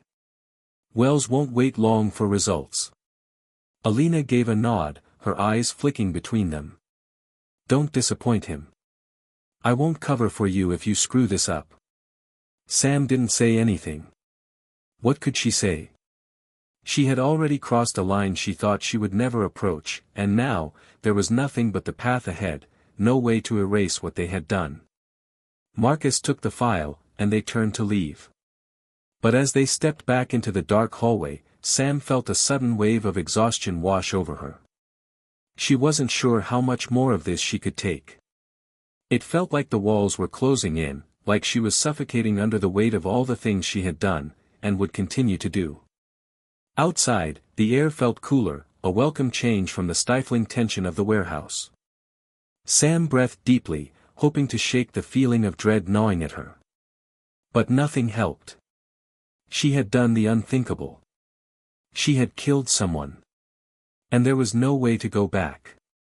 The harsh fluorescent lights flickered overhead as Sam sat in the quiet corner of the apartment, staring at the untouched cup of coffee on the table in front of her. It had been hours since they'd returned, yet she still couldn't shake the images from the warehouse, the metallic scent of blood that had clung to the air, and the hollow silence that followed Carter's death. No matter how many times she tried to push the memory aside, it kept resurfacing, a constant reminder of what she had become. The truth was, Sam wasn't sure who she was anymore. She had crossed a line she never thought she'd cross. And now that she had, it felt like there was no going back. The world around her had shifted, and she wasn't sure if she could ever find her footing again. Her mind kept replaying that moment, when Marcus had moved so swiftly, so decisively. The sound of the gunshot, the way Carter's body slumped without a sound. It felt unreal, like something that had happened to someone else. But it was her. It was her own hands that had allowed it to happen. Marcus had said she did what she had to do. But did she? Was this really the only way? Or had they just become pawns in a game far bigger than they ever imagined? The soft sound of footsteps echoed from the hallway, and Sam's head jerked up, her heart racing as she instinctively reached for the gun at her side. But it wasn't Marcus, it was Jasmine. Her younger sister stood in the doorway, her eyes wide with concern. She hadn't changed much in the time Sam had been away, still looking like the same bright-eyed, naive girl who had been caught up in this mess from the beginning. But Sam could see the shift in her expression now, the way her eyes darted nervously between Sam and the empty space around them. "What's wrong?" Jasmine asked, her voice trembling. She stepped into the room cautiously, as though afraid of disturbing something fragile.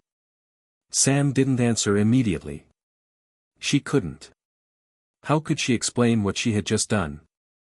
How could she put into words the weight of it all, the fact that she had killed a man to protect Jasmine? To keep her safe. She had promised to save her, but in the process, Sam had sacrificed a part of herself.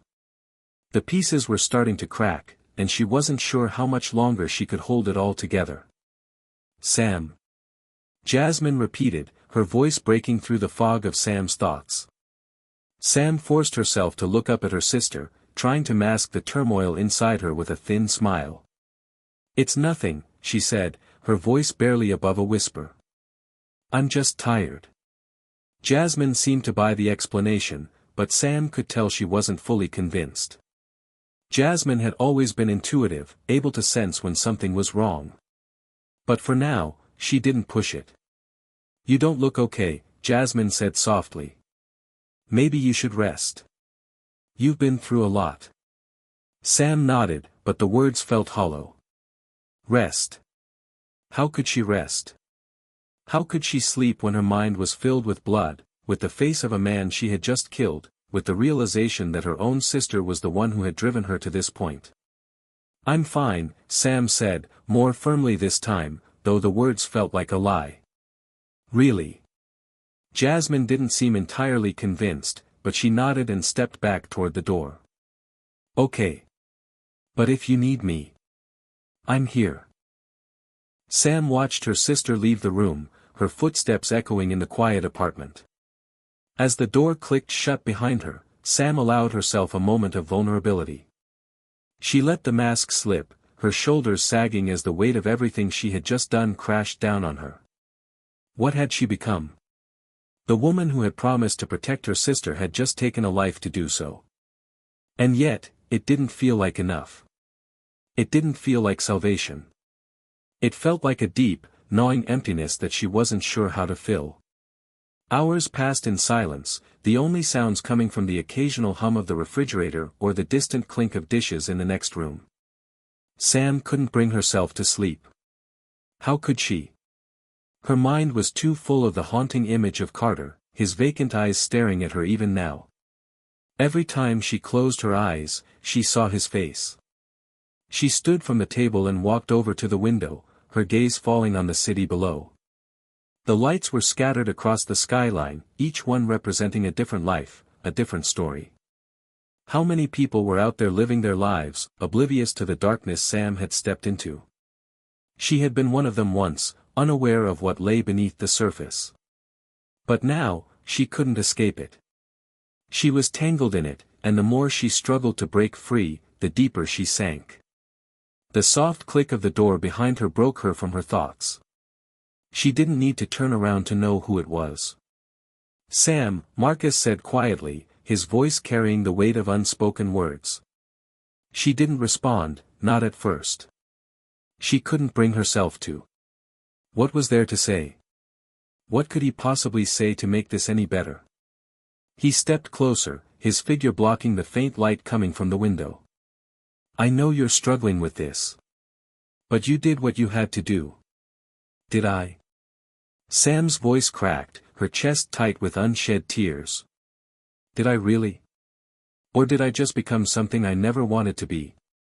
Marcus didn't respond right away, but she felt his presence beside her, solid and unwavering. Finally, he spoke again, his voice low but comforting. I've been where you are. I've crossed lines I never thought I would. It doesn't get easier. But the thing is, Sam. You're still you. Even if it feels like you're not.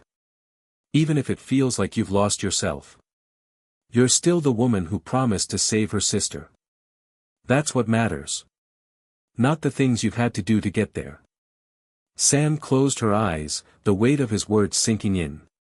She didn't know if she could ever believe him, but for the first time in hours, a small spark of something, hope, maybe, flickered in her chest. Maybe Marcus was right. Maybe this wasn't the end of her. Maybe, just maybe, it was the beginning of something else. Thank you, she whispered, though she wasn't sure what she was thanking him for. For understanding. For still being there. For giving her a sliver of hope when she felt like everything around her was crumbling. But Marcus didn't need to hear it. He just gave her a small nod and stood there beside her, the quiet presence of someone who understood the cost of survival, of fighting for something that mattered. And for the first time in what felt like forever, Sam let herself breathe. The early morning light filtered through the blinds, casting thin streaks across the floor. Sam sat in the same spot she had been in for hours, barely noticing the passing time as the weight of everything she'd done continued to drag her down. Her thoughts were a blur, like a storm swirling inside her mind, fragmented and too loud to ignore. She glanced toward the small table where Jasmine had left a note earlier, reminding her to rest and take care of herself. But Sam hadn't touched it. How could she rest when she knew what they were up against? How could she pretend everything was normal when everything had changed? The truth gnawed at her, every second stretching longer than the last. Sam had always thought she understood what it meant to be strong, but nothing could have prepared her for the events she had just lived through. How could she protect Jasmine from all this?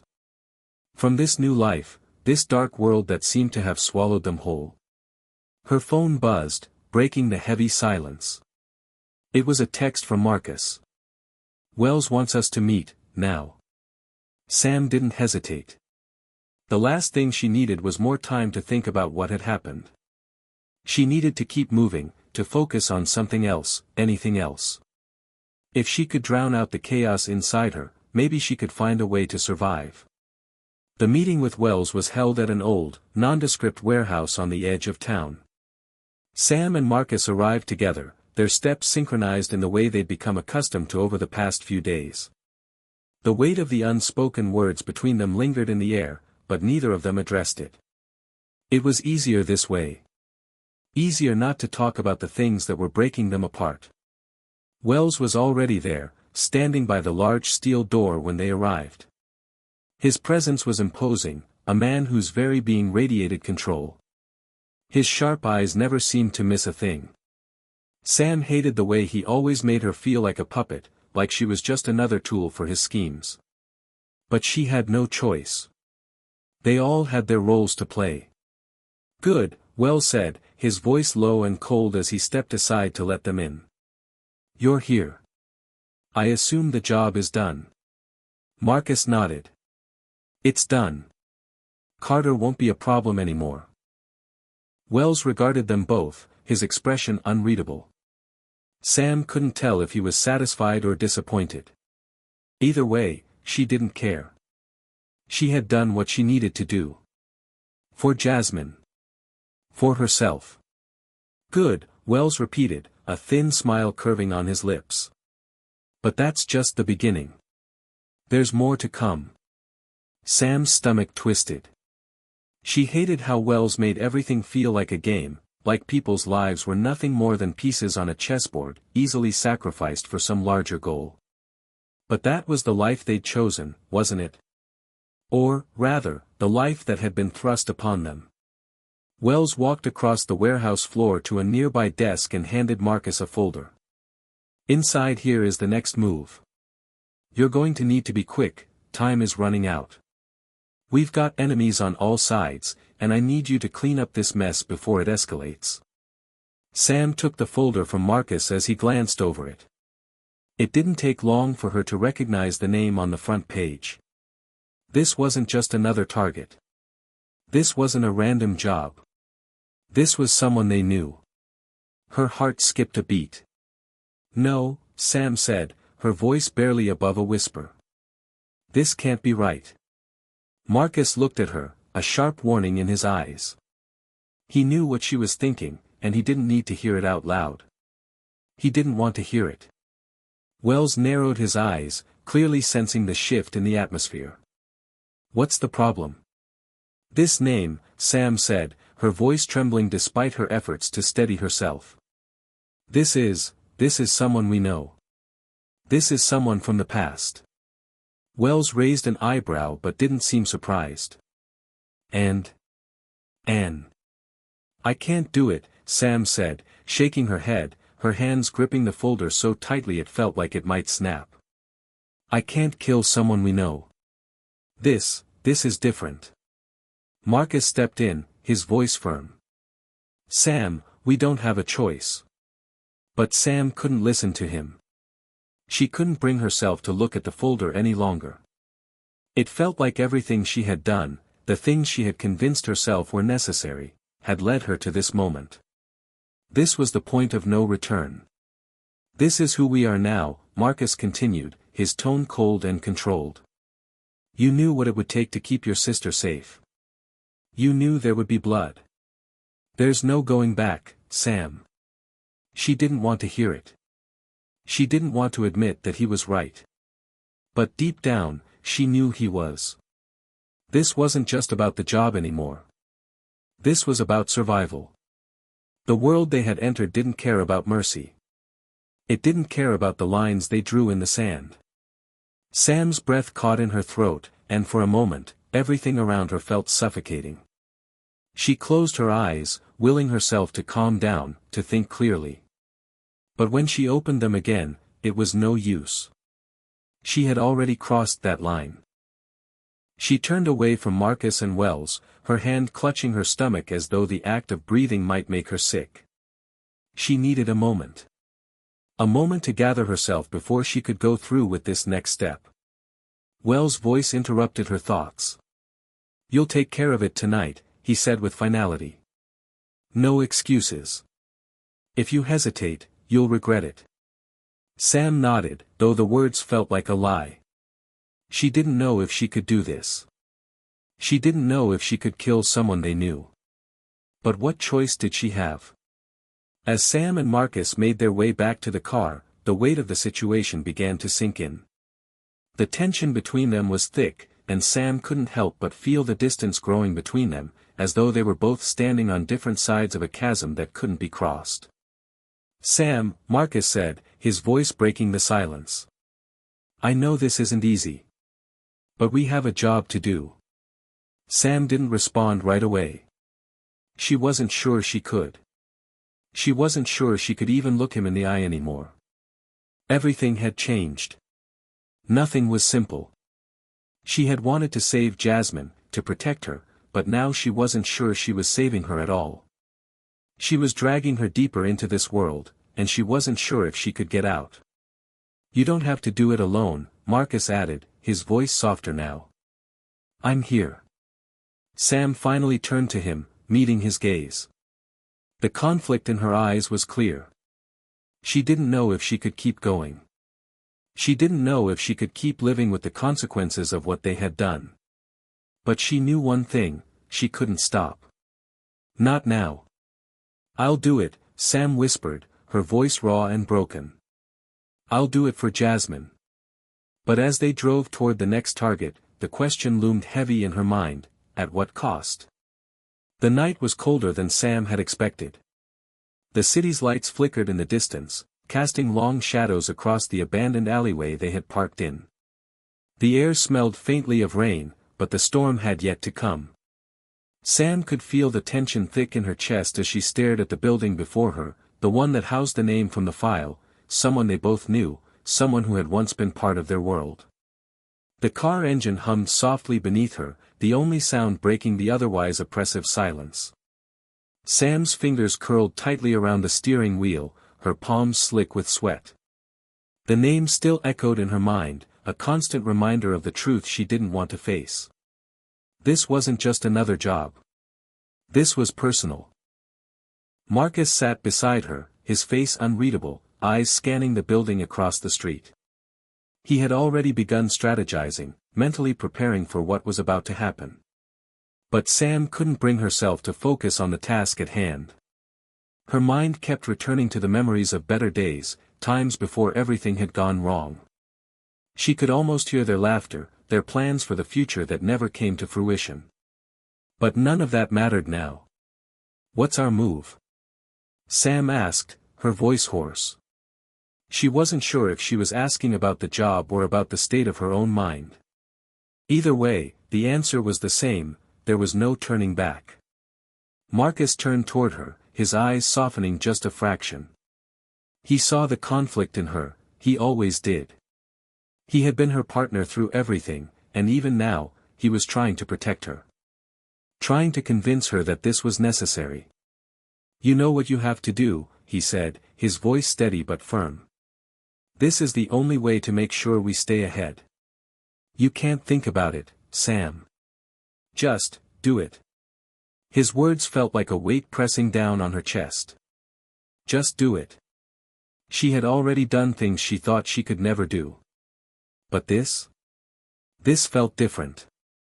The person in that building wasn't just some random enemy, they were someone she had once trusted, someone who had been there when things had still been simple.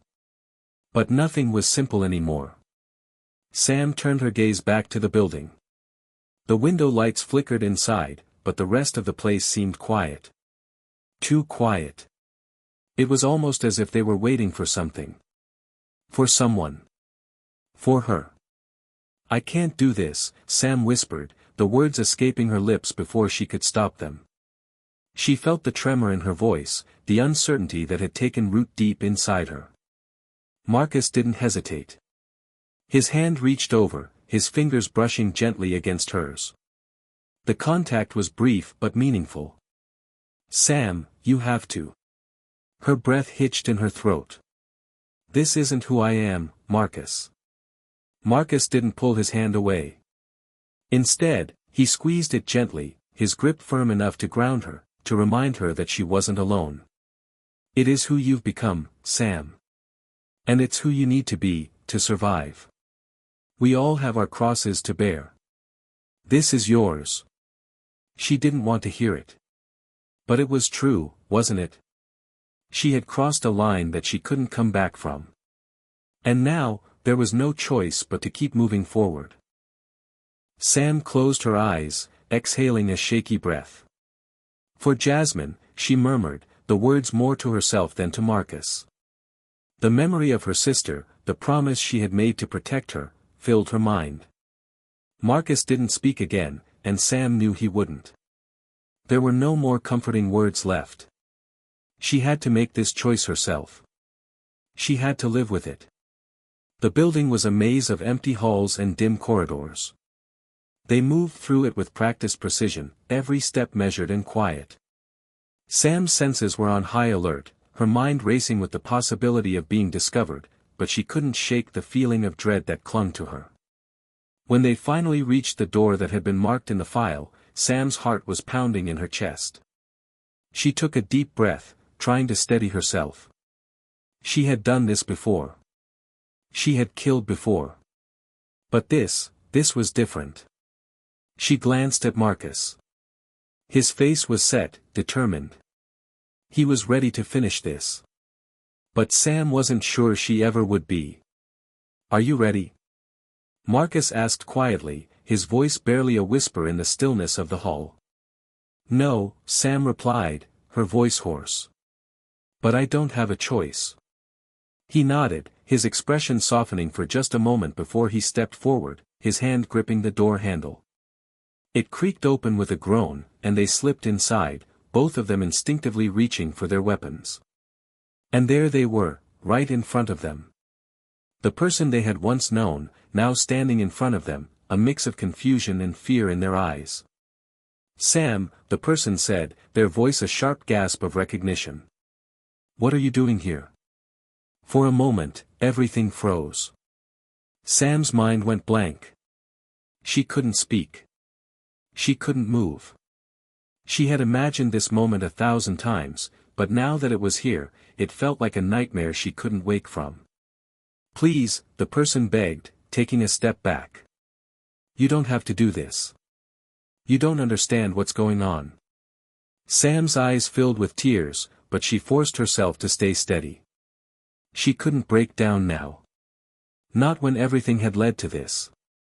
"I'm sorry," she whispered, her voice cracking. "I didn't want this. But I have to." Without waiting for a response, she raised her weapon. Her hand was shaking, her breath quick and shallow. But she couldn't stop. Not now. Before she could pull the trigger, a loud crash echoed from the hallway behind them, followed by the unmistakable sound of footsteps. A group of armed men burst into the room, weapons raised. Marcus reacted first, instinctively shielding Sam with his body. Bullets rang out in quick succession, the room erupting into chaos. Sam ducked behind a nearby crate, her heart hammering in her chest as she realized they had been set up. This wasn't just a simple hit. They had walked right into a trap. "Move!" Marcus shouted, pulling Sam to her feet. They ran, their feet pounding against the concrete floors as they tried to escape the barrage of gunfire. Sam's pulse raced, her mind on overload as she tried to make sense of what was happening. She hadn't just lost her target. She had lost herself. The sounds of gunfire echoed in the distance as Sam and Marcus rushed down the hallway, their breathing heavy and labored. Sam's heart was racing, her thoughts scattered as she tried to process everything that had just happened. They had been ambushed. The plan had failed. And now, they were fighting for their lives. But through the chaos, one thought kept repeating itself in her mind: she couldn't keep running. She couldn't keep hiding from the choices she had made. No matter how fast she ran, they would always catch up with her. And when they did, she wouldn't be able to outrun the price of her loyalty. The adrenaline rush from the ambush left Sam disoriented, her mind a jumbled mess of confusion and regret. She couldn't focus, couldn't make sense of what had just happened.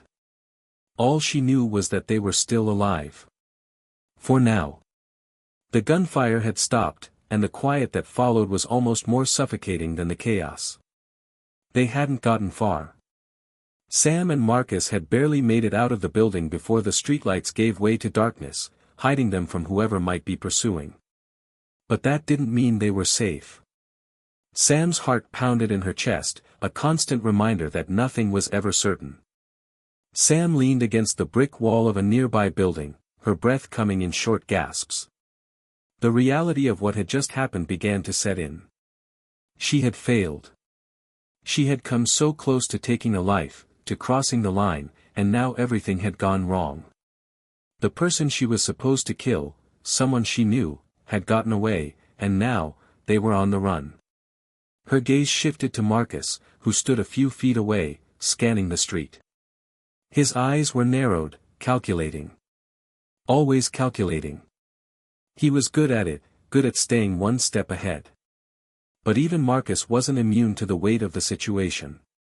She could see it in the way his jaw tightened, the way his hands clenched into fists at his sides. He was angry. They both were. "I'm sorry," Sam murmured, her voice breaking the silence. She didn't know why she said it, maybe because she felt like she owed him some kind of apology, or maybe because the words were the only thing she could say that made any sense in this moment. Marcus didn't turn to look at her right away. He stood there, still, his back to her as he checked their surroundings. When he finally spoke, his voice was low, controlled. "This isn't your fault, Sam." But it was. She knew it was. She had hesitated. She had almost let herself back out of the job, and in doing so, she had put them both in danger. Her hesitation had cost them. She had been afraid to pull the trigger, afraid to end someone's life, even though it was the price of survival. "If I hadn't hesitated," she started, but Marcus interrupted her, his voice sharp. "No, Sam," he said firmly, turning to face her. "You had every right to hesitate. But this was never about hesitation. It's about survival. And sometimes that means making hard choices. We both knew what we were getting into when we decided to play this game." Sam clenched her fists, her nails digging into her palms. She hated hearing that. She hated the cold truth of it. But it was also the reality. Survival didn't care about right or wrong, it only cared about the end result. And right now, they were still alive. That was all that mattered. "I didn't want this to be our life," Sam whispered, more to herself than to Marcus. "I didn't want any of this. I just wanted to protect Jasmine. I never thought it would come to this." Marcus's gaze softened, but only for a moment. He understood her. He had always understood her. They had been through too much together to pretend they didn't. "I know," he said quietly. "But we're in it now. There's no turning back." Sam didn't respond. She couldn't. She was already too deep in the web they had both woven, and there was no way out. She had tried to protect her sister, to shield her from the darkness that had taken over their lives, but now she wondered if Jasmine would ever be safe. Was there any way to protect her when they were both trapped in this world of violence and lies? Her phone buzzed, pulling her from her spiraling thoughts. She fished it out of her pocket, her hands trembling as she unlocked the screen. It was a message from Jasmine. "Where are you? I'm getting worried." The words hit Sam like a punch to the gut. She had promised Jasmine that she would be there for her, that she would never let anything happen to her. But Sam had already made too many promises she couldn't keep. "We need to go," Marcus said, his voice breaking through her fog of thoughts. "We don't have much time before someone comes looking for us." Sam nodded, stuffing her phone back into her pocket. "Yeah. Let's go." They moved quickly, keeping to the shadows as they made their way toward the safe house. It was a small, nondescript building that had been set up for emergencies like this. They couldn't afford to go to a place they knew, not after the botched job. Someone would be looking for them. They needed to stay one step ahead. The safe house was silent when they arrived, the only sound the creak of the door as it swung open. Sam stepped inside first, her senses on high alert. She half expected someone to be waiting for them, but the place was empty. Sam exhaled in relief, but it was short-lived. She couldn't shake the feeling that they were being hunted. That no matter how much she tried to escape, she would always be trapped. "I'll check the perimeter," Marcus said, his voice cool as he slipped into the shadows of the house. Sam barely registered his words. Her mind was still focused on Jasmine, on the message she had sent. Her sister was out there, waiting for her. She had to protect her. Sam couldn't let her be dragged into this world of violence and deceit. But how could she protect her when she wasn't even sure she could protect herself? She sat down on the couch, her hands trembling as she thought about what came next. They had failed. She had failed. But there was no time to wallow in guilt. Not now. The door to the safe house creaked open, and Sam looked up, expecting to see Marcus. But it wasn't him. It was someone else. Her breath caught in her throat as the figure stepped into the dim light.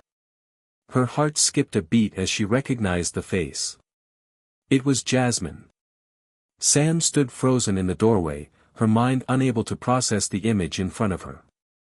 Jasmine, standing there, alive, but looking as though the weight of the world was pressing down on her. Her eyes were wide, filled with confusion and something else, fear. "Jasmine," Sam whispered, her voice breaking as she took a step toward her sister. "What are you doing here?" Jasmine didn't answer immediately. Instead, she glanced around the room, her gaze flicking over the cluttered space. It was clear that she was just as disoriented as Sam felt. The last thing Sam had wanted was for Jasmine to get caught up in this mess, but there her sister was, standing in the middle of it. I came to find you, Jasmine finally said, her voice trembling. She took a shaky breath, her hands wringing together as she nervously looked between Sam and Marcus, who had stepped into the room behind her. I didn't know where you were, and when I saw the news. I heard what happened. I couldn't just sit there and do nothing. You're my sister. I have to help you. Sam felt a lump form in her throat. Jasmine had never been this involved in the mess Sam had made of her life. She'd always been the one Sam tried to protect, the one she kept at arm's length from the chaos. But now, Jasmine had crossed the line, and there was no turning back. You shouldn't be here, Jasmine, Sam said, her voice hoarse. You don't know what you're getting into. This isn't your fight. But it is. Jasmine insisted, her voice rising with desperation. It's your fight, and that means it's mine too. You're my family, Sam. I can't just let you go through this alone. Sam shook her head, feeling the weight of her sister's words hit her like a wave. Her heart twisted with guilt. She had tried so hard to shield Jasmine from all of this, but it had never worked. Jasmine was too strong, too determined, and now she was in the middle of it all. We don't have time for this, Marcus interrupted, his voice sharp as he stepped forward. We need to move. Now. Sam's gaze snapped to him. His expression was cold, pragmatic. She could see the tension in his face, the way his eyes kept darting to the windows, watching for any signs of movement. But Sam wasn't focused on that right now.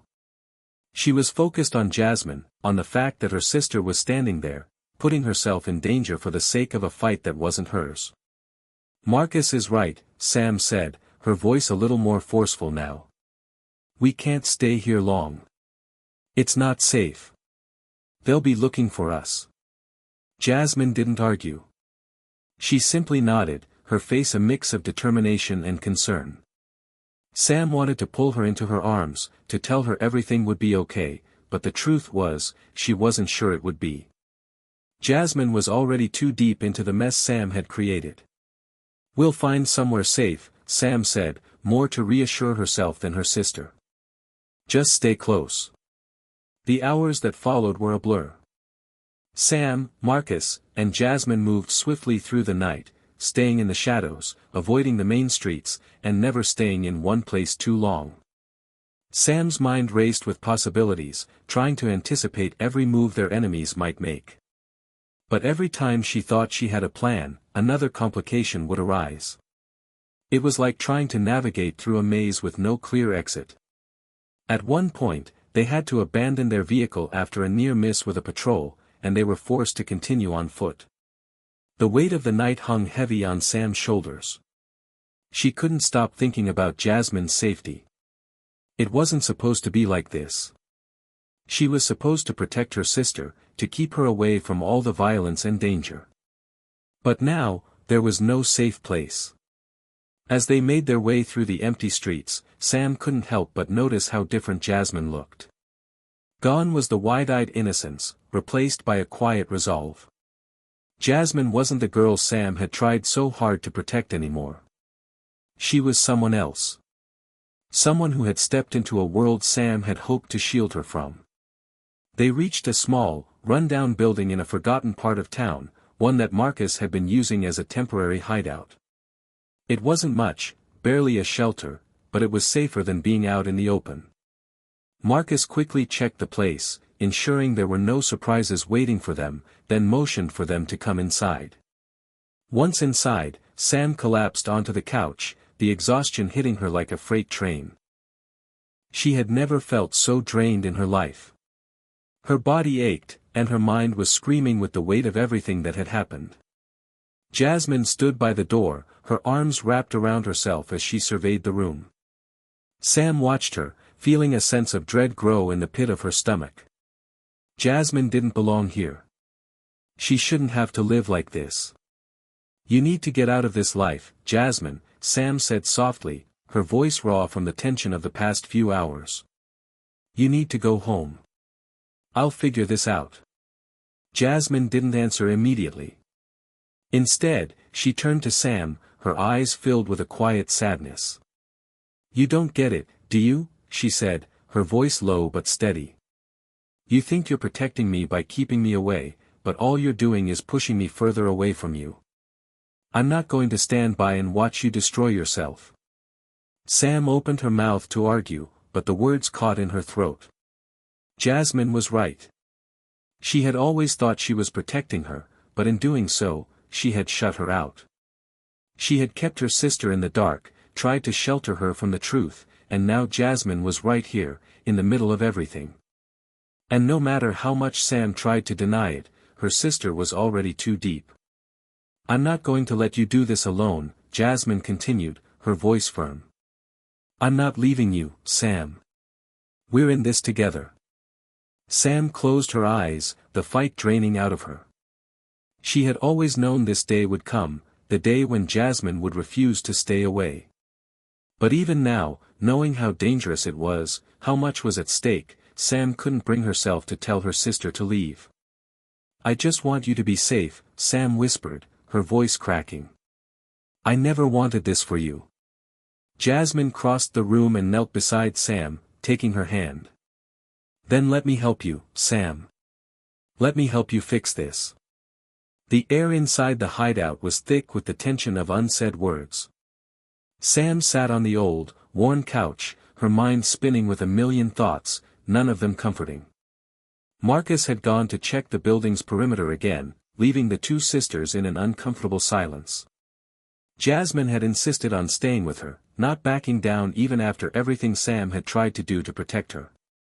Sam wanted to argue, to tell her sister it was too dangerous, but she couldn't. She was too tired, too emotionally drained to fight anymore. And part of her, no matter how foolish it was glad Jasmine had decided to stay. But then another part of her screamed in fear. What if something happened to her? Sam ran a hand through her hair, her gaze drifting to Jasmine, who sat on the floor near the wall, staring at the ground. Jasmine looked lost in thought, her shoulders hunched as though she were carrying the weight of the world, just like Sam. Why didn't you listen to me? Sam finally asked, her voice breaking the silence. Jasmine lifted her eyes, meeting Sam's gaze with an intensity that made Sam's chest tighten. Because you need me, Sam. You always have. And I'm not going to let you go through this alone, no matter what. There it was again. That unshakable loyalty. Sam had always tried to protect Jasmine, to keep her innocent, to give her a life free from the danger that Sam herself had been born into. But no matter how hard she tried, Jasmine was always there, always at the center of everything. You should be with Mom, Sam muttered, her eyes on the ground as she spoke. You should be at home, living a normal life. Not this. Not now. Jasmine shook her head, her voice firm. I don't care about normal, Sam. You and I, we're in this together. We've always been, even when we were kids. You think I can just walk away from you now? After everything we've been through? She paused, her voice softer. I won't leave you. Not when you need me the most. The words cut through Sam like a blade. They were both trapped in this mess, both connected by a bond that was impossible to break. And Sam couldn't help but feel guilty for having dragged Jasmine into it all. If Jasmine had stayed in her life, if Sam hadn't pulled her into this world of lies and danger, maybe she could still have that normal life.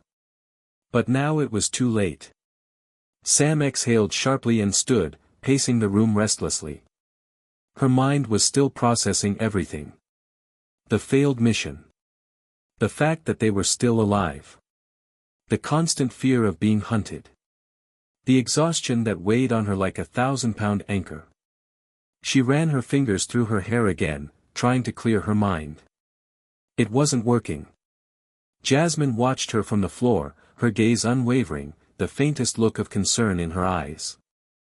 Sam knew her sister, knew that she was worried about her, probably just as much as Sam was worried about her. "I never wanted this for you, Jazz," Sam said, the words slipping out before she could stop them. "I didn't want this life for you. I didn't want to pull you into this mess." Jasmine slowly stood up and crossed the room to Sam, her movement steady, her expression calm. When she reached Sam, she placed a hand gently on her shoulder. "You didn't pull me into anything, Sam. I chose this. I chose to stay by your side." Her words hit Sam harder than anything else. She looked down at her sister's hand on her shoulder, a steady comfort amidst the chaos. Jasmine had chosen this. And somehow, Sam wasn't sure if that made her feel better or worse. "We're family," Jasmine continued, her voice resolute. "We always have been. And I'm not going anywhere. Not unless you make me." Sam swallowed hard, trying to keep the tears at bay. She wanted so badly to pull Jasmine into her arms, to protect her from the world that had been closing in on them both. But that world was too dangerous, and Sam didn't want to drag her sister further into it. Before she could say anything else, the sound of footsteps outside caught their attention. Marcus.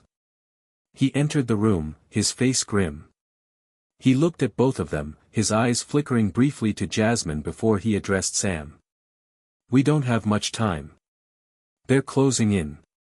Sam's heart dropped. She had known it wouldn't be long before their enemies found them, but hearing it out loud made the reality all the more terrifying. There was no safe place.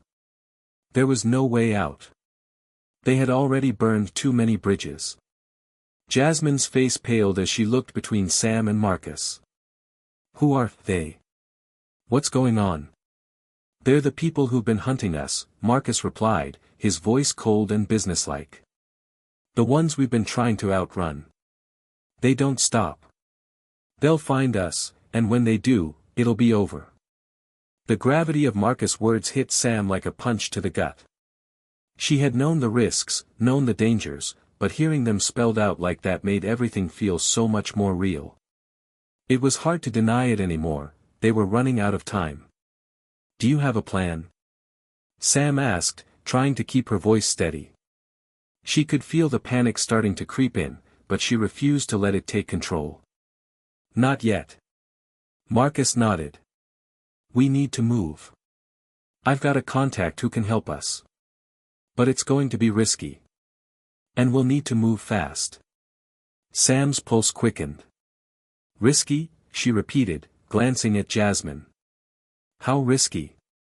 "Risky enough that it's not a guarantee," Marcus said, looking at Sam and then Jasmine.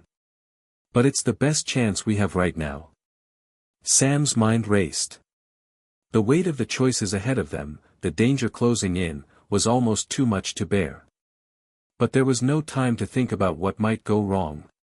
They had no choice but to move forward. It was their only option.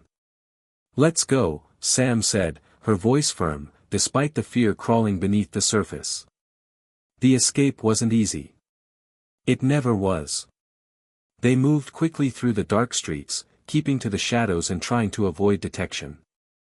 Sam stayed close to Marcus, who seemed to know exactly where he was going. He had contacts, people who could help them. But each turn, each alley they ducked into, felt like it was leading them deeper into a maze with no clear exit. As they reached an old, decrepit building, Marcus motioned for them to stop. "This is it," he said. "The contact is inside." The door creaked as Marcus pushed it open. The room inside was dimly lit, the air musty with the smell of mildew and old wood. There, standing near the far wall, was a man who Sam didn't recognize. His eyes were cold, his face hidden beneath a hood, but Sam knew instantly that this man could either be their salvation or their doom. Marcus spoke to him in hushed tones, and Sam could feel the weight of the conversation hanging in the air. She didn't like the feeling of being in the dark. But there was no other choice. The man gave a brief nod, then turned to Sam and Jasmine. "You're not safe here," he said simply. "But I can help you. For a price." Sam exchanged a glance with Marcus, whose expression was unreadable. There was always a price. There was always a catch. But right now, they had no other option. How much? Sam asked, her voice low. Not much, the man replied. But the question is, how much are you willing to risk to stay alive? In that moment, Sam realized something. There was no going back. They had already crossed the point of no return. And no matter what, they would have to pay the price. The room was cold, and the air was thick with tension as Sam, Jasmine, and Marcus stood in front of the mysterious man. His features were sharp, his gaze penetrating, but there was something about the way he moved, the way he spoke, that made Sam uneasy. The man's name was Jordan, and he had been one of Marcus's old contacts, someone who could be trusted, or so Marcus had assured them. Jordan was already pulling something out of his jacket pocket, a small, faded map. The edges were worn, and the ink was smudged in places. He spread it out on the table in front of them, his finger tracing a route along the lines. "This is the fastest way out of here," Jordan said, his voice rough, as though he had seen too much of the world's darkness. "But it's not safe. There are patrols, and there are people watching these routes. You'll need to move quickly, and you'll need to be smart." Sam glanced at the map, then up at Jordan. She could feel her stomach tightening. She knew this was no easy escape. It never was. Every escape had a price, and she was already aware that this one would cost them more than they could afford. "What's the catch?" Sam asked, her voice steady, though her heart was pounding. There was always a price, and she was ready for it. Jordan's eyes met hers. He didn't smile, didn't offer any false sense of reassurance. Instead, he slid a thick envelope across the table toward her. Sam picked it up warily, her fingers brushing over the cold, rough paper. "It's not about money," he said, his voice low. "It's about trust. I'm helping you now because I owe Marcus. But you need to understand, once you take this, there's no going back. No one can help you once you're on the other side of that fence." Sam's eyes narrowed, but she didn't hesitate. She opened the envelope and found a series of photographs and documents inside. One photo showed a gated facility, high fences topped with barbed wire. Another was a blurred image of men in black suits, their faces obscured by shadows. "This is a safe house on the other side," Jordan continued. "It's your best shot. But getting there? It's not easy. There's a group inside that will give you shelter, but you'll need to survive the trip to get there." Jasmine stepped forward, her eyes flicking to the pictures. "What exactly are we running from, Jordan? And what happens to us when we get there?" Jordan paused, his face becoming even more serious. "You're not just running from the law, or from some regular enemies. You're running from them," he said, nodding toward the images of the men in black suits. "These people. They don't stop. You think they're going to let you just disappear into a safe house? No. They'll come for you. And they'll keep coming until they get what they want." Sam felt her breath catch in her throat. She had always known that there were forces beyond her control, the ones who had orchestrated the framing, the ones who had turned her life upside down. But hearing it put so plainly made it all the more real. This wasn't just a fight to survive, it was a fight for their very lives.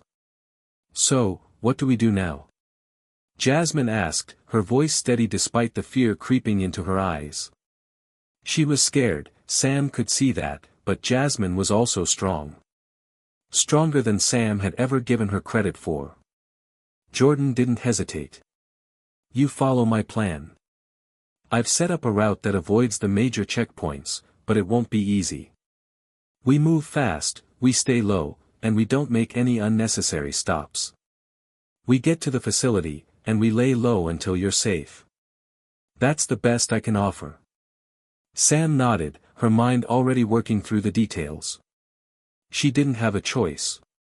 If this was their best shot, they would take it.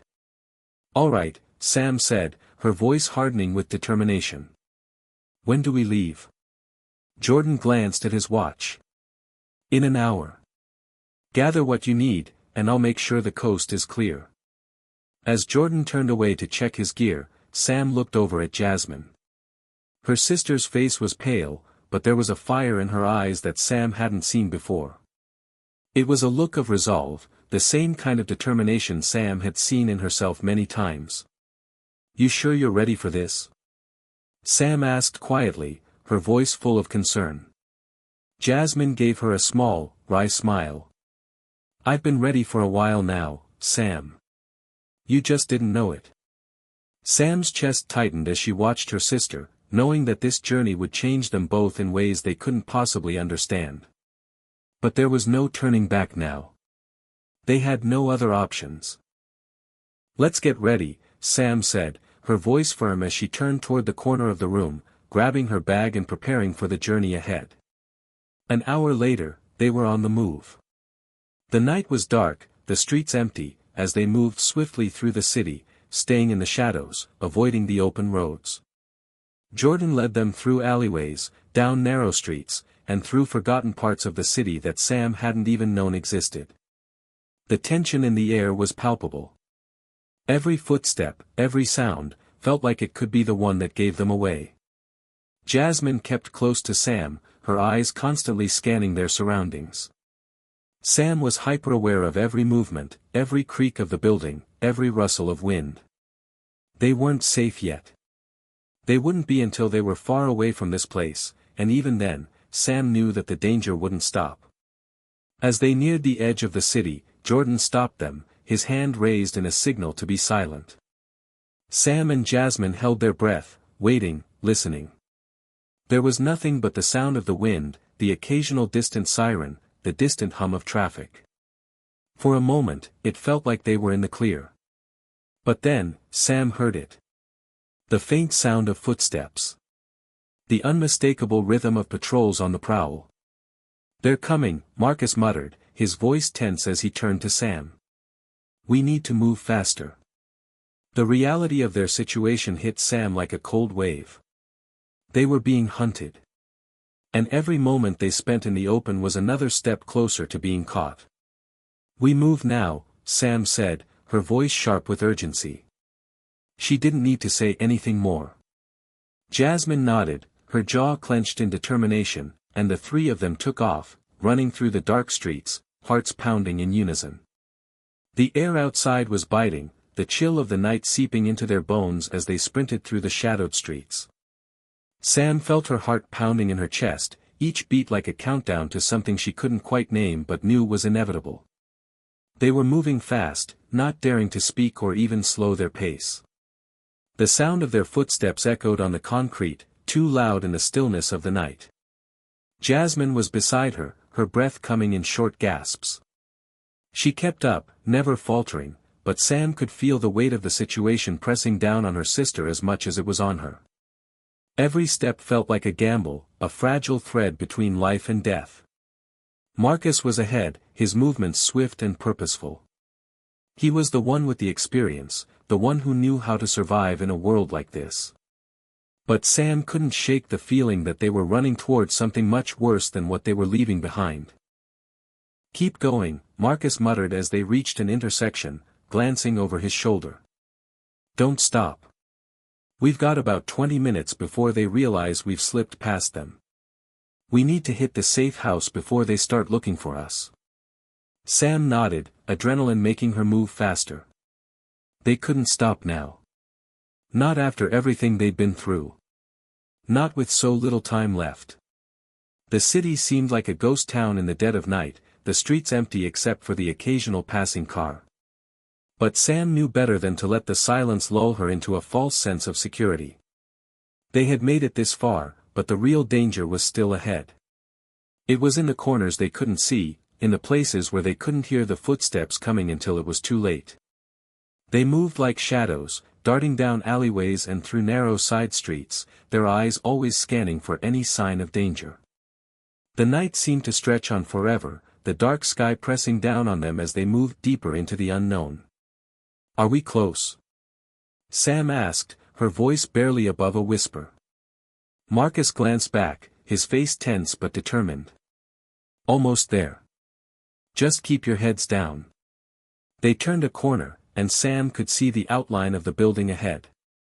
It was old, worn down, the kind of place that had seen better days but still stood strong, holding its secrets within its crumbling walls. This was the safe house. But as they neared the entrance, Sam's heart dropped. There was movement. Figures standing at the door. Ambush, Marcus hissed. Stay low. They crouched behind a dumpster, holding their breath, hoping they wouldn't be seen. Sam's mind raced. They couldn't afford to be caught now. Not when they were so close. Who are they? Jasmine whispered, her voice tight with fear. Not sure, Marcus muttered, his eyes narrowing. But it doesn't matter. We need to move. Now.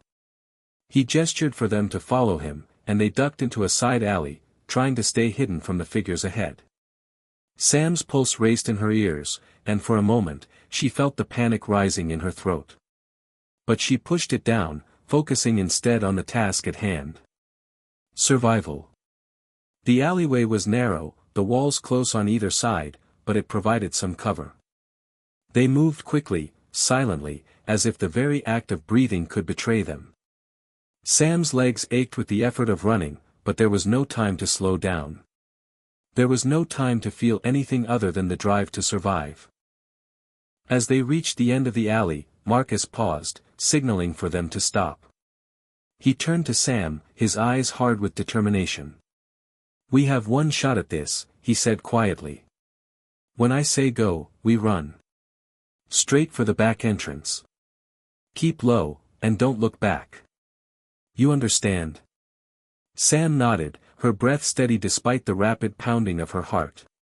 Understood. Marcus's hand tightened on his weapon, and he gave a small nod. Go. They bolted out of the alley, sprinting toward the back of the building, staying as low as possible. Sam's lungs burned with each breath, but she pushed through, her focus entirely on reaching that door. Behind them, Sam could hear the faint sounds of footsteps following, growing louder with each passing second. They weren't alone. They never were. But they couldn't afford to stop now. Not when they were so close. As they neared the back entrance, Marcus reached for the door handle, and to Sam's relief, it opened with a creak. They slipped inside, just as the sounds of pursuit grew louder. They were in. The inside of the building was cold, the floor creaking under their feet as they moved through the narrow hallway. Sam's eyes adjusted to the darkness, and she saw Marcus gesture for them to follow him. This way, he whispered, leading them deeper into the building. The air was musty, the walls lined with old posters and faded graffiti. It felt like they had stepped into another world, one that was far removed from the chaos and danger of the outside streets. But the danger wasn't gone. Not by a long shot. They reached a small room at the back of the building, a windowless space with only a single light bulb hanging from the ceiling. Jordan was waiting for them, his face hidden in shadow. He stood in front of a table, and on it were several items that Sam recognized from their earlier conversation, a stack of papers, maps, and a small, old radio. Close the door, Jordan ordered in a low voice. We need to move fast. They'll be looking for you within minutes. You don't have much time. Sam and Marcus exchanged a look before Sam closed the door behind them. The room fell into an eerie silence, broken only by the soft hum of the radio. Jordan didn't waste any time, reaching for the stack of papers. Here's the plan, he said, his voice cold and efficient. You'll have a few hours before they start closing in. We've got a window for you to make it to the border. You'll need to stay out of sight until then. Use the back roads, avoid the main highways. They'll be looking for you everywhere. Got it, Marcus said, his tone grim. Sam felt the weight of his words settle over her like a heavy blanket. It was clear that they weren't just running from the law anymore. They were running from something much darker, something that had been hunting them from the beginning. And no matter how hard they tried to escape, it felt like the net was closing in around them, tightening with every step. "We'll keep moving until we can't anymore," Sam said, her voice resolute. "Let's just hope we make it through this." Jasmine nodded beside her, her face set with determination. "We have to make it." And with that, they all knew the truth: the road ahead would be long, dangerous, and uncertain. But there was no turning back now. They had come this far, and they weren't about to stop. Not when they were so close to freedom. Not when the price of survival was becoming clearer by the second. The road to the border was cracked and forgotten, an old stretch of asphalt barely clinging to its place between overgrown fields and collapsing fences. It hadn't seen regular traffic in years, which made it the perfect route for fugitives. Sam gripped the steering wheel of the rusted-out pickup truck Jordan had arranged for them. The vehicle wheezed with every gear shift, the engine protesting with each mile. Jasmine sat in the passenger seat, clutching a map in her lap, while Marcus rode in the back, his eyes constantly scanning the horizon. They were almost there. And yet, Sam's chest felt tighter with every passing mile. They weren't being chased, not yet, but the silence didn't feel like safety. It felt like the world was holding its breath, waiting for something to snap. "We're about 20 minutes out," Jasmine murmured, tapping the map. "Once we hit the old toll booth," Jordan said. "The checkpoint's about a mile down the road." Marcus leaned forward between the seats. "That's where we need to be careful. They'll be watching for anything out of place." Sam nodded. She had barely slept in 2 days. Her body was aching, her eyes dry and burning. But the thought of stopping, of letting her guard down even for a second, made her skin crawl. Everything hinged on the next few hours. The plan was simple: reach the border, meet the contact, get across with forged papers. After that, they'd disappear into a new life, under new names, far from the people who had ruined theirs. But there was still one truth Sam hadn't shared. One weight still crushing her chest like a stone. And it was time. As the truck rattled down the deserted road, she glanced at her sister. Jasmine looked pale but determined. There was a strength in her now that hadn't been there before. "Jazz," Sam said quietly, her voice catching slightly in her throat. Jasmine turned, her brows furrowed. "Yeah. There's something I need to tell you. Before we cross." Marcus looked up too, sensing the shift in energy. The truck hummed along, the tires cracking over stray gravel as the tension thickened inside the cab. "I didn't take the fall because I thought it was right," Sam began, her eyes locked on the road. "I did it because I knew no one would believe the truth. You weren't supposed to be anywhere near that party that night.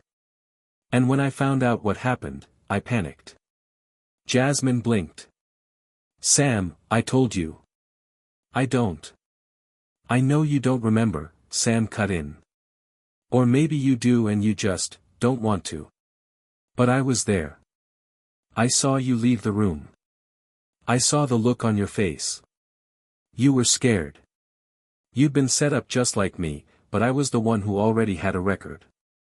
I was the one they expected to mess up." The truck swerved slightly as Sam's voice trembled. "You were high. You didn't mean to hurt anyone, Jazz. You didn't even know what you were doing. But I did. I knew what they'd do to you if they found out. So I said it was me. I let them lock me up because I couldn't let them destroy you." Silence. Jasmine stared at her sister, eyes wide and unblinking. Her lips parted as if she wanted to speak, but no words came out. Finally, she whispered, "I thought I remembered it wrong. I thought I'd made it all up." Sam nodded slowly. "You didn't. But I didn't tell you because I didn't want you carrying that weight. I thought, maybe it'd be easier if you believed the story they told." Jasmine turned away, her hand covering her mouth as tears welled in her eyes. "But the truth always comes back, doesn't it?" she said quietly. "No matter how deep you bury it." Marcus broke the silence. "We're here." The truck slowed as the ruined toll booth came into view. The booth itself was covered in rust and graffiti, but about 50 yards beyond it, the real threat loomed, a makeshift checkpoint built out of sandbags and steel. 2 black SUVs were parked on either side. Men in body armor stood holding rifles, their faces hidden behind dark sunglasses. Sam pulled the truck to a stop behind a cluster of old trees, just out of view. Jasmine wiped her eyes quickly. Do we even know if this guy's going to show? He'll be here, Marcus said. He doesn't miss rendezvous. They waited. The seconds dragged on, stretched by tension and fear. Finally, another car appeared from the north, an old black sedan, dust-covered and slow. It parked just shy of the checkpoint. A tall man stepped out, dressed in plain clothes. He raised one hand in a casual signal. That's him, Marcus said. Sam took a deep breath and reached under the seat for the documents Jordan had given them. Fake IDs. Stamped papers. Just enough to get them across if no one looked too hard. But they couldn't afford a mistake. As they climbed out of the truck, Jasmine touched Sam's arm. You know I don't blame you, right? She said softly. Sam looked at her, her heart in her throat. I never have, Jasmine continued. But I'm ready now. If this is what it takes to be free, really free, I'm not hiding anymore. From anyone. Or anything. Sam nodded, tears burning behind her eyes. Then let's finish this. They approached the contact, every muscle in their bodies on edge. The man handed them a small folder, nodded once, and gestured toward the checkpoint. Showtime. They walked, slow but confident, to the guards. Marcus took the lead, papers in hand. The guards barely glanced at him before waving him through. Then Sam stepped forward. The guard looked down at her papers, then back up at her face. He paused. Something in his posture shifted. Sam's heart dropped. What's your name? The guard asked. Sarah Jennings, she replied smoothly. Her voice didn't shake, but inside, panic threatened to rise. The guard looked at the paper again. You sure? She's with me, Marcus said quickly, stepping back toward them. The guard studied Sam one more time, then slowly handed the paper back. All right. You're clear.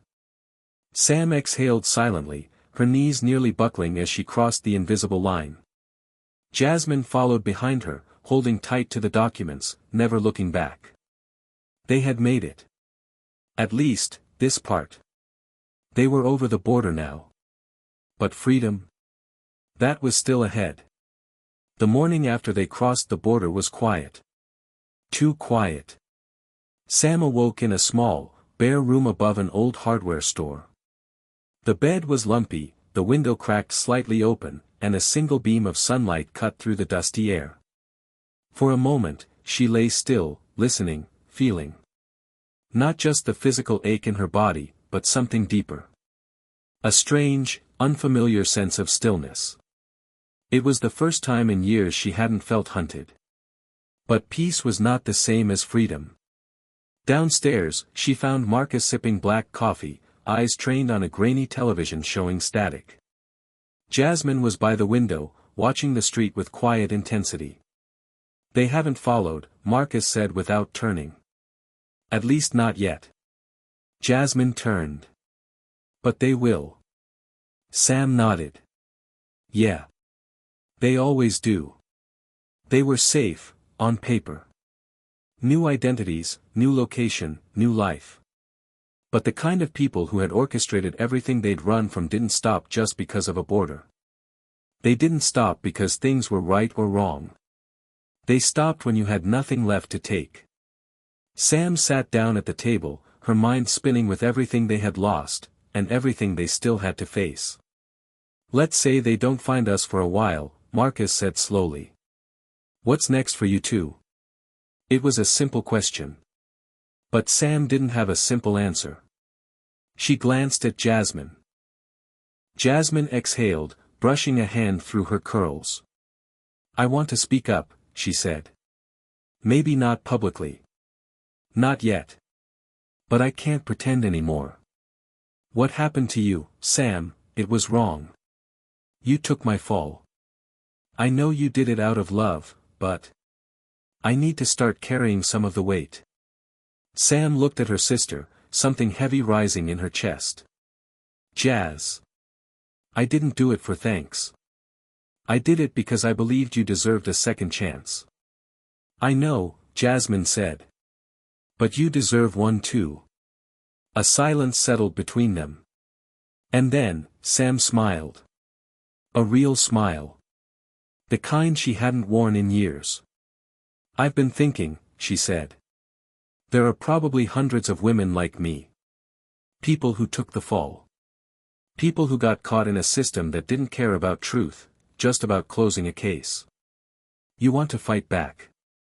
Marcus asked. Sam nodded slowly. Yeah. I do. Maybe not like before.